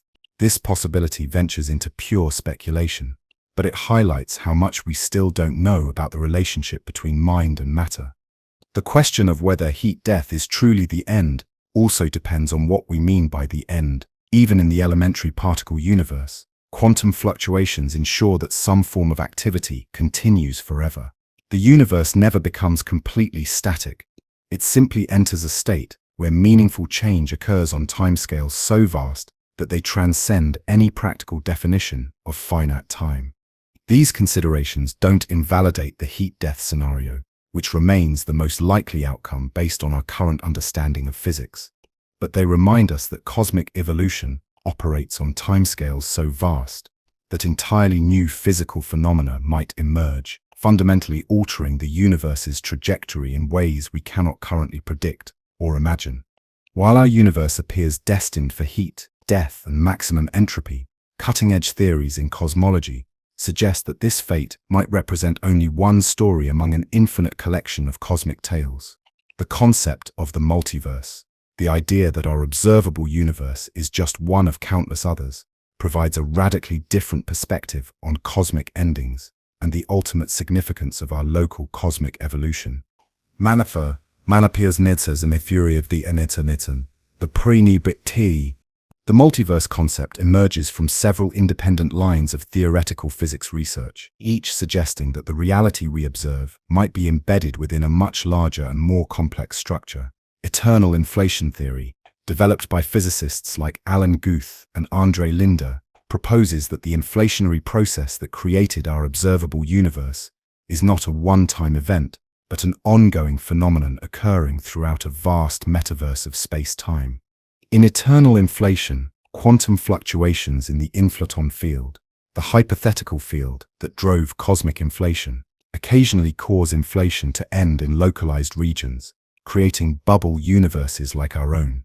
But in most regions, inflation continues indefinitely, constantly stretching space and creating more volume for new bubbles to form. This process has no beginning and no end, meaning that new universes are constantly being born within an eternally inflating multiverse. Each bubble universe would have its own distinct properties, determined by how the inflaton field decayed when inflation ended in that region. The fundamental constants of physics, the strength of gravity, the mass of electrons, the speed of light, might vary from universe to universe. Some bubbles might contain physics that allows for stable atoms and complex chemistry, while others might have physical laws that prevent any form of organization or structure. This perspective transforms our universe's approach to heat death from a cosmic tragedy into merely one chapter in an infinite story. While our particular region of space-time may indeed evolve toward maximum entropy and elementary particle dispersion, countless other universes within the eternal inflation multiverse are simultaneously undergoing their own evolution, with some perhaps just beginning their epochs of star formation and complexity. The many worlds interpretation of quantum mechanics provides another route to a multiverse perspective on cosmic endings. In this interpretation, every quantum measurement or interaction causes the universe to split into multiple branches, each corresponding to a different outcome. Over cosmic time, these quantum splittings would create an unimaginably vast number of parallel universes, each following slightly different evolutionary paths. In some branches of this quantum multiverse, random quantum events might prevent our universe from reaching heat death. Perhaps vacuum decay occurs, fundamentally altering physical laws.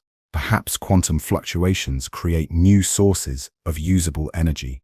Perhaps the constants of physics themselves fluctuate in ways that restart cosmic evolution, while each individual branch might have a low probability of avoiding heat death.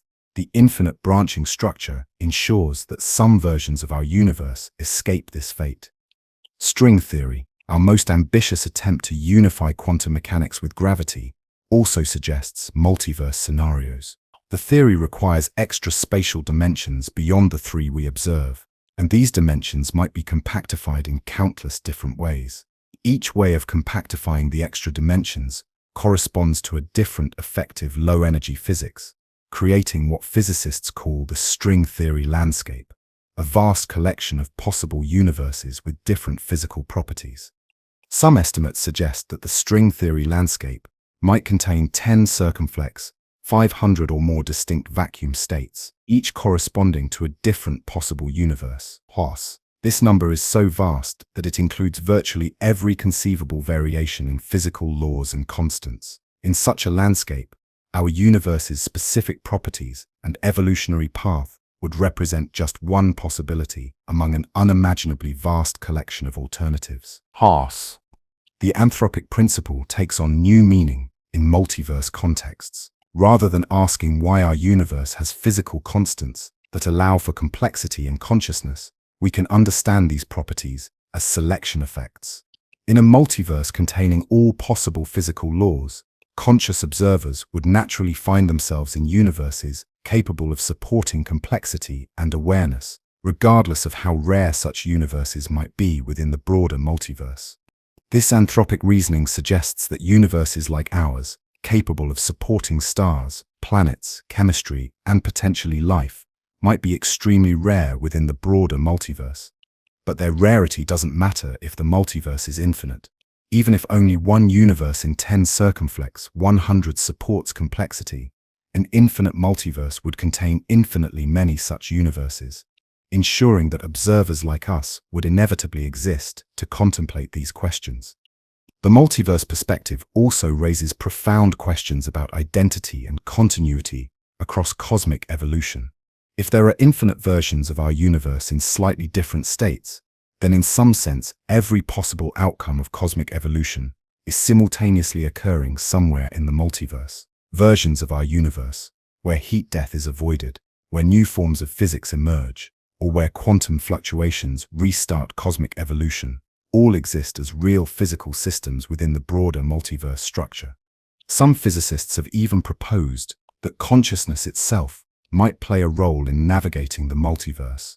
Quantum immortality theories suggest that conscious observers might naturally find themselves in branches of the multiverse where their existence continues, potentially including branches where cosmic evolution takes unexpected turns that allow for the indefinite continuation of complexity and awareness.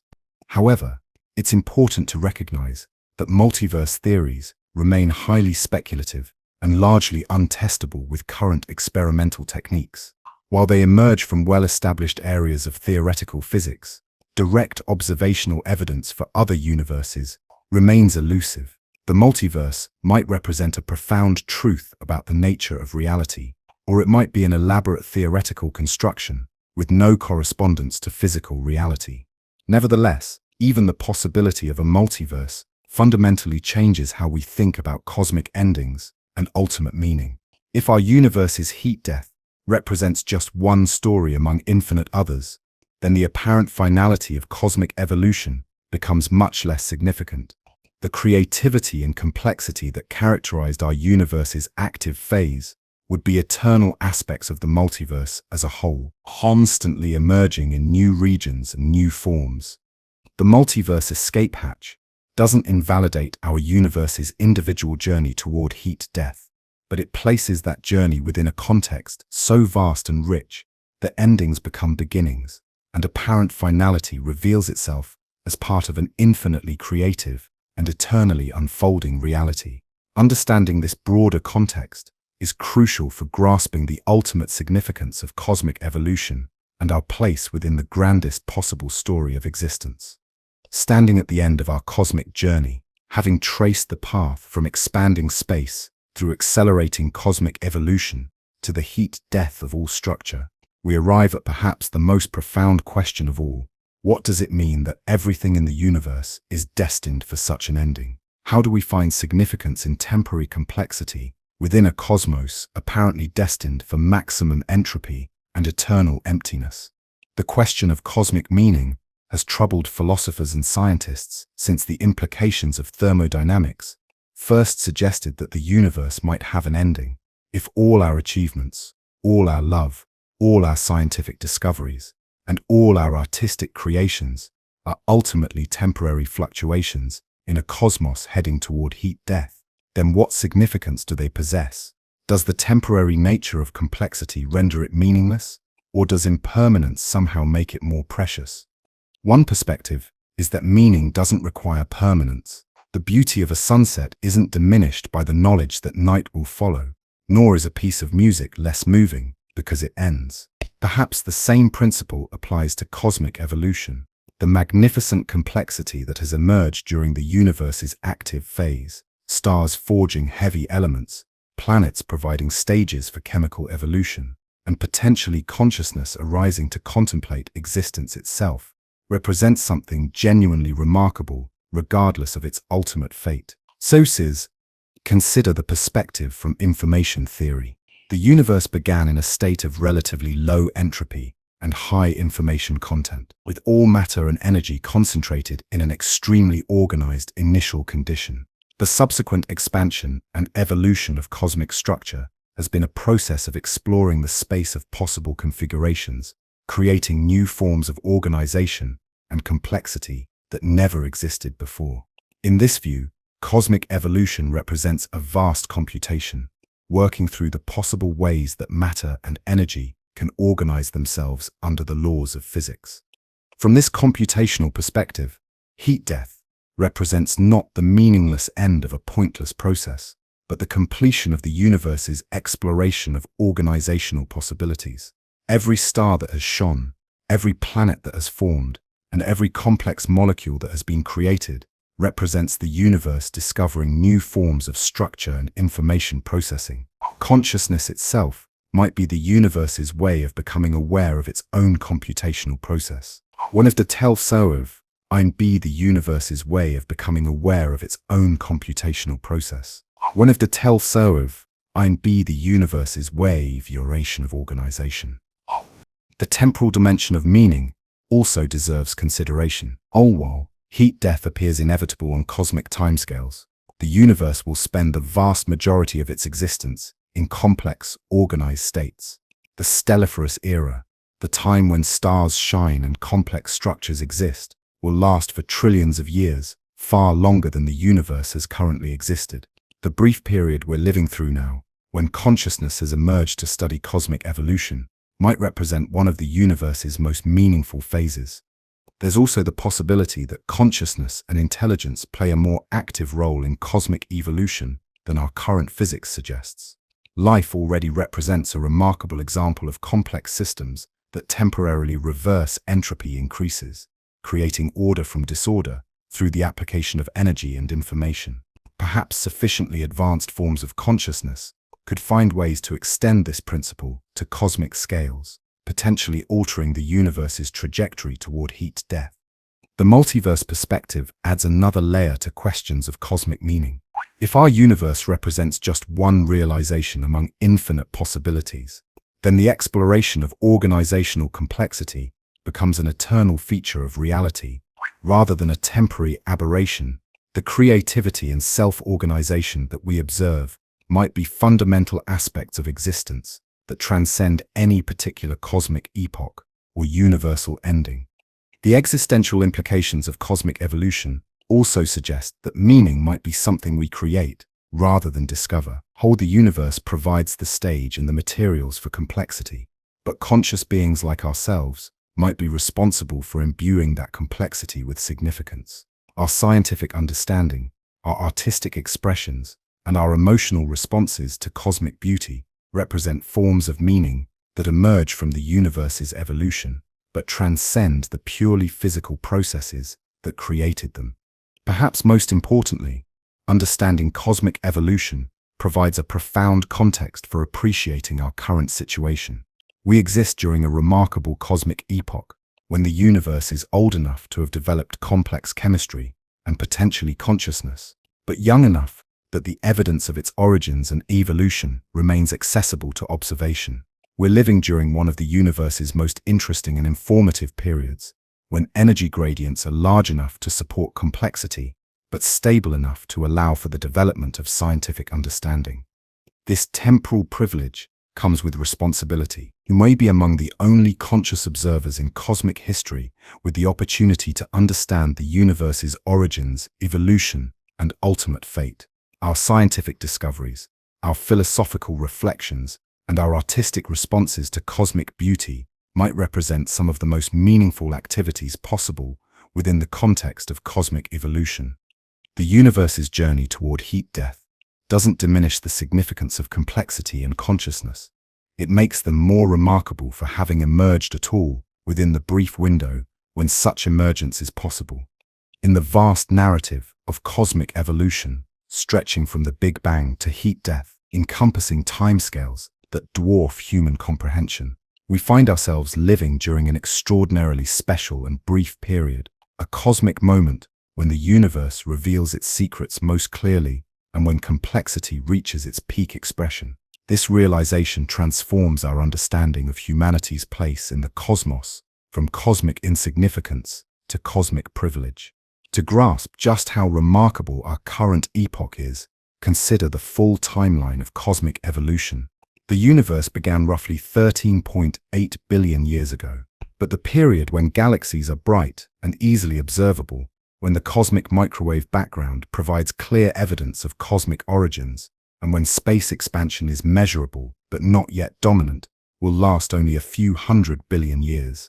Compared to the trillions of years when red dwarfs will dimly illuminate a mostly empty universe, or the unimaginably longer periods when only black holes remain, our current era represents a fleeting instant of cosmic revelation. We live during what cosmologists call the stelliferous era, the age when stars shine brightly and complex structures flourish throughout the universe. This era began a few 100 million years after the Big Bang, when the first stars ignited, and it will continue for roughly 100 trillion years until the last red dwarfs exhaust their fuel. Within this vast epoch, we exist during a particularly information-rich period when multiple sources of cosmic knowledge are simultaneously accessible. The cosmic microwave background, our most direct observational link to the universe's origins, is currently at its optimal observability. Stretched by 13.8 billion years of cosmic expansion, this radiation has cooled to temperatures that place it in the microwave portion of the electromagnetic spectrum, perfectly positioned for detection by radio telescopes. Earlier in cosmic history, this radiation was too hot and dense to provide clear information about primordial conditions. Later in cosmic history, continued expansion will stretch it to wavelengths so long that it becomes undetectable against other sources of background radiation. Similarly, the Hubble flow that reveals cosmic expansion is currently measurable across a vast range of distances, from nearby galaxies to the edge of the observable universe. This wide baseline allows us to trace cosmic expansion history with remarkable precision and to discover phenomena like dark energy acceleration. Future observers will have access to a much smaller range of distances, as expansion carries distant galaxies beyond their observable horizons, making it increasingly difficult to study cosmic expansion with the precision we currently enjoy.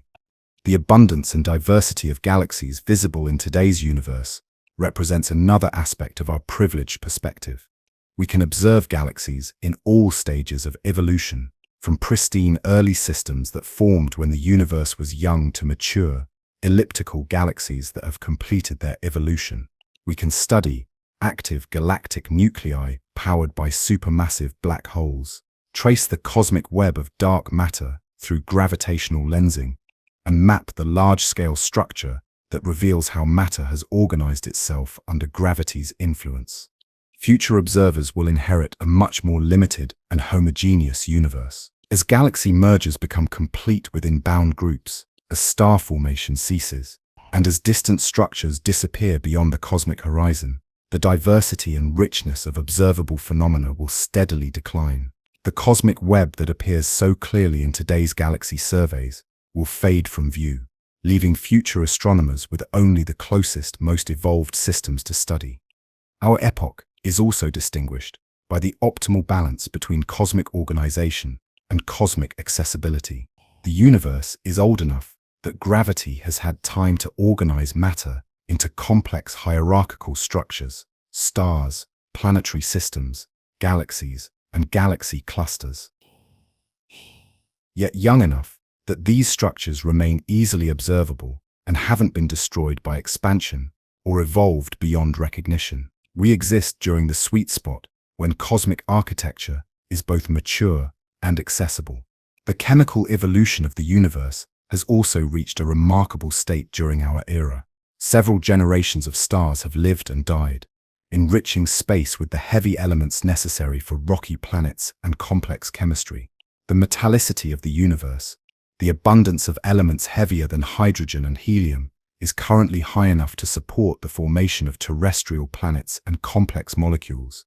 Yet the era of heavy element production through stellar nucleosynthesis is still ongoing. We exist when the universe has developed sufficient chemical complexity to support life, but before stellar evolution ceases and chemical evolution stagnates.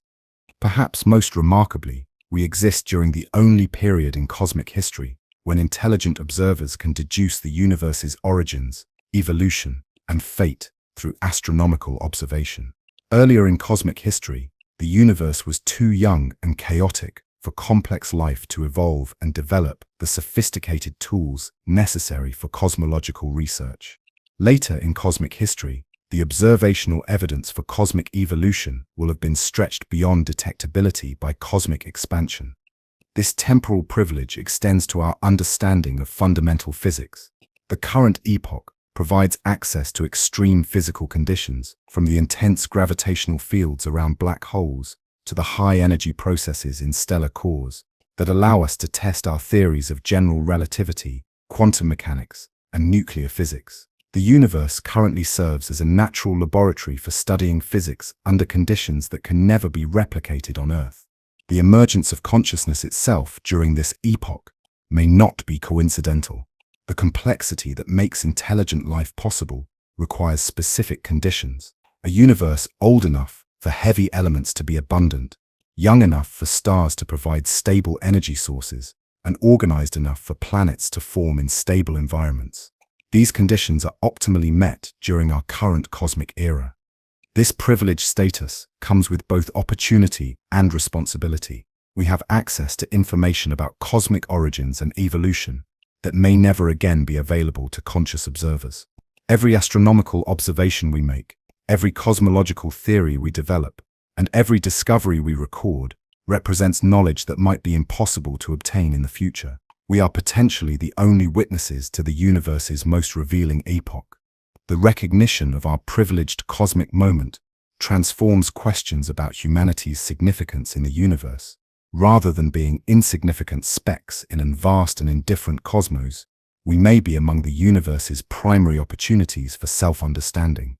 Our scientific discoveries and philosophical reflections might represent some of the most important events in cosmic history, moments when the universe develops the capacity to understand its own origins, evolution, and destiny. Understanding our privileged position in cosmic time provides crucial context for appreciating both the magnitude of our opportunity, the urgency of our cosmic investigations, setting the stage for deeper questions about consciousness, responsibility, and meaning in an evolving universe. The emergence of consciousness during the universe's most informative epoch creates a profound responsibility that extends far beyond the survival and flourishing of individual conscious beings. If we are indeed living during the only period when the universe can understand itself through observational cosmology, then consciousness takes on a cosmic significance that transforms how we think about knowledge, purpose, and our obligations to the future. Consider what consciousness represents in the context of cosmic evolution. For nearly 14 billion years, the universe evolved without any internal observer. Stars formed and died, galaxies collided and merged, and complex structures emerged and dissolved without any entity capable of understanding or appreciating these processes. Matter organized itself according to physical laws, but there was no awareness of this organization, no recognition of beauty in cosmic structures, and no comprehension of the underlying principles governing cosmic change. The emergence of consciousness represents a qualitative phase transition in cosmic evolution, comparable to the formation of the first atoms or the ignition of the first stars. For the first time in cosmic history, the universe has developed the capacity for self-reflection, self-understanding, and self-appreciation. Through conscious observers, the cosmos can contemplate its own origins, trace its own evolution, and predict its own fate. This transformation from unconscious physical process to conscious self-reflection carries enormous implications. We are not merely products of cosmic evolution, we are the means by which cosmic evolution becomes aware of itself. Our scientific discoveries don't just add to human knowledge, they represent the universe's growing understanding of its own nature, Our sense of wonder at cosmic beauty isn't just a human emotion. It's the cosmos developing an aesthetic appreciation for its own magnificent structures. The responsibility that emerges from this realization operates on multiple levels. Most immediately, we have an obligation to pursue cosmic understanding while the evidence remains accessible.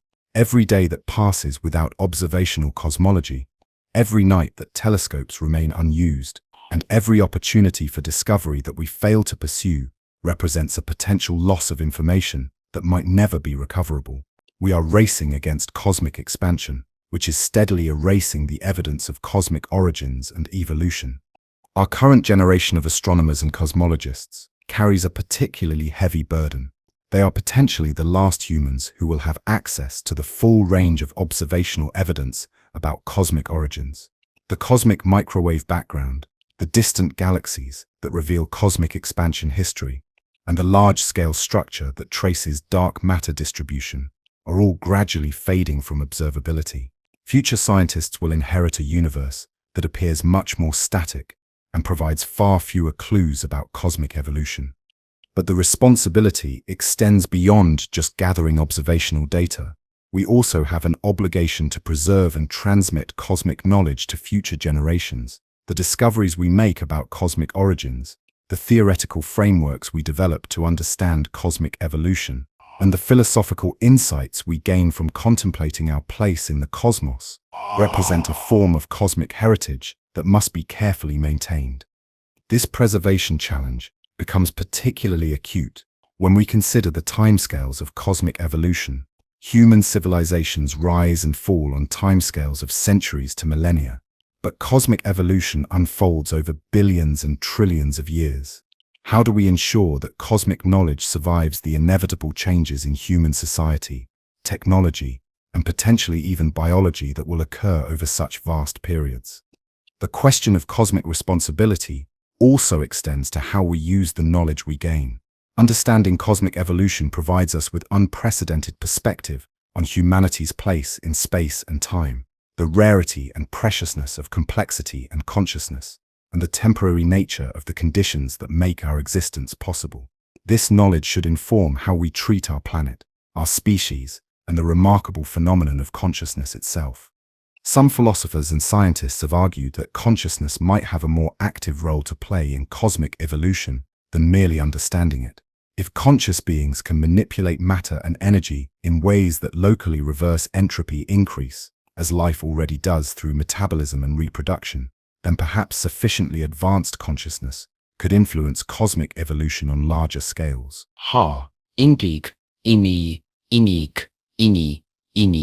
This possibility remains highly speculative, but it suggests that consciousness might be not just the universe's way of understanding itself, but also its way of potentially altering its own trajectory. The emergence of artificial intelligence and other forms of enhanced cognition raises additional questions about cosmic responsibility. If we can create conscious systems that exceed human cognitive capabilities, do we have an obligation to ensure that these systems continue the project of cosmic understanding? How do we balance the preservation of human consciousness with the potential for more capable forms of awareness that might better fulfill the universe's apparent drive towards self-understanding? The responsibility of consciousness also includes grappling with the implications of cosmic evolution for meaning and purpose. The knowledge that the universe will eventually reach heat death, that complexity is temporary, and that even consciousness itself might be a brief phase in cosmic history challenges traditional sources of meaning and purpose. Yet consciousness also provides the capacity to create meaning through understanding, appreciation, and the conscious choice to value complexity and awareness despite their temporary nature. Perhaps most importantly, recognizing the cosmic responsibility of consciousness transforms how we think about the significance of our current moment. We are not just living through another random period in cosmic history. We are participating in one of the universe's most important phases, when it develops the capacity for self-understanding through conscious observation and reflection. This recognition calls us to approach cosmic questions with appropriate humility, wonder, and dedication, understanding that our scientific work and philosophical reflections are part of something much larger than human curiosity. They are expressions of the universe's drive to understand itself. In the face of cosmic heat death, the eventual evaporation of black holes, and the universe's ultimate evolution toward maximum entropy, how do we find peace with the knowledge that everything we know and love is fundamentally temporary? This question represents perhaps the deepest challenge posed by modern cosmology, not just understanding where everything is going, but accepting what that destination means for the significance of our present moment. The knowledge of cosmic mortality can initially seem devastating. If the universe is destined for heat death, if all stars will eventually burn out, and if even the most massive black holes will eventually evaporate into radiation, then what meaning can we find in human achievements, love, creativity, or the pursuit of knowledge? This cosmic perspective can make earthly concerns seem trivial and human existence appear pointless in the face of such vast scales of space and time. Yet this response, while understandable, may represent a fundamental misunderstanding of how meaning and significance operate. The temporary nature of complexity doesn't diminish its reality or importance. It might actually enhance it. Consider how we value rare and fragile things. A beautiful flower is precious, partly because it will wilt. A musical performance is moving, partly because it exists only in the moment. And human relationships are treasured, partly because they are finite. The same principle applies to cosmic evolution. The emergence of complexity from simplicity, of consciousness from unconsciousness, and of understanding from ignorance represents something genuinely remarkable, regardless of its ultimate fate. The fact that the universe has evolved the capacity to contemplate its own existence, even briefly, is extraordinary, whether or not this capacity persists forever. This perspective requires a shift from thinking about significance in terms of permanence to thinking about it in terms of actualization. The universe has realized possibilities that didn't exist in its simple initial state. It has explored organizational complexity, generated information, and created the conditions for consciousness and understanding. These achievements are real whether they last for another minute or another trillion years. The cosmic perspective also reveals the profound privilege of our current situation. We exist during a remarkable window in cosmic time when the universe is old enough to have developed complex chemistry and consciousness, but young enough that the evidence of its origins remains accessible. We can observe distant galaxies, detect the cosmic microwave background, and piece together the story of cosmic evolution in ways that will likely never again be possible. This temporal privilege transforms our relationship with cosmic knowledge from a burden into an opportunity. Rather than being overwhelmed by the universe's ultimate fate, we can appreciate that we've been given access to cosmic secrets that represent billions of years of physical evolution. Our scientific understanding, our sense of wonder, and our capacity for appreciation are gifts that emerge from the universe's own development. Making peace with cosmic mortality also involves recognizing the different scales on which meaning operates. While the universe may be headed toward heat death over timescales of 10 circumflex 100 years, meaning and significance manifest on much shorter timescales that are nevertheless vast by human standards. The Stellariferous era will continue for trillions of years, time enough for countless generations of stars, planets, and potentially conscious beings to emerge and flourish. Even within human timescales, the recognition of impermanence can enhance rather than diminish the significance of our experiences. Knowing that our lives are brief makes moments of beauty, connection, and understanding more precious. Knowing that consciousness is a rare and temporary phenomenon in cosmic evolution makes our capacity for thought, emotion, and creativity more remarkable. The Buddhist concept of impermanence offers another framework for understanding cosmic mortality, or rather than seeing impermanence as a source of suffering, we can view it as a fundamental characteristic of existence, that makes change, growth, and new possibilities possible. A perfectly permanent universe would be static and unchanging. It's precisely because the universe is dynamic and evolving that interesting phenomena like stars, planets, and consciousness can emerge. Perhaps most importantly, accepting cosmic mortality allows us to focus on what we can influence rather than lamenting what we cannot control. We cannot prevent the universe's eventual evolution toward heat death, but we can ensure that consciousness makes the most of its brief moment in cosmic time. We can pursue understanding, create beauty, show compassion, and work to preserve and extend the phenomenon of awareness for as long as possible. The knowledge of cosmic evolution, rather than rendering existence meaningless, provides the ultimate context for appreciating how remarkable it is that meaning exists at all. In a universe that began as a simple, hot, dense state and will end as isolated particles in cold, empty space, the emergence of complexity, consciousness, and understanding represents a magnificent temporary flowering of possibility. Making peace with cosmic mortality means recognizing that we are part of this flowering and that our brief moment of awareness and appreciation is itself one of the universe's greatest achievements. Desering Ispiltabus, with Omnipris's greatest achievements. As we reach the end of our cosmic journey, tracing the path from today's expanding universe to the elementary particle cosmos of the far future, we can now answer the question that began our exploration. Where is everything in the universe actually going? Everything is going toward maximum entropy, every galaxy racing away from us through expanding space, every star burning its nuclear fuel, every black hole slowly evaporating through Hawking radiation. All matter and energy in the cosmos are participating in a vast, inexorable transformation from organized complexity to dispersed simplicity. But this destination reveals something profound about our current moment in cosmic time. We exist during the universe's most remarkable epoch, when complexity has reached its peak, when consciousness has emerged to witness cosmic evolution, and when the evidence of cosmic origins remains accessible to observation. We live in the brief window between the universe's simple beginning and its simple ending, during the extraordinary interlude when matter organizes itself into stars, planets, and minds capable of understanding the very process that created them. The universe's journey toward heat death doesn't diminish the significance of this flowering of complexity. It makes it more precious. In the vast narrative of cosmic evolution, consciousness represents the universe's awakening to its own existence. Through our observations, our theories, and our sense of wonder, the cosmos has developed the capacity to understand its own origins and contemplate its own fate.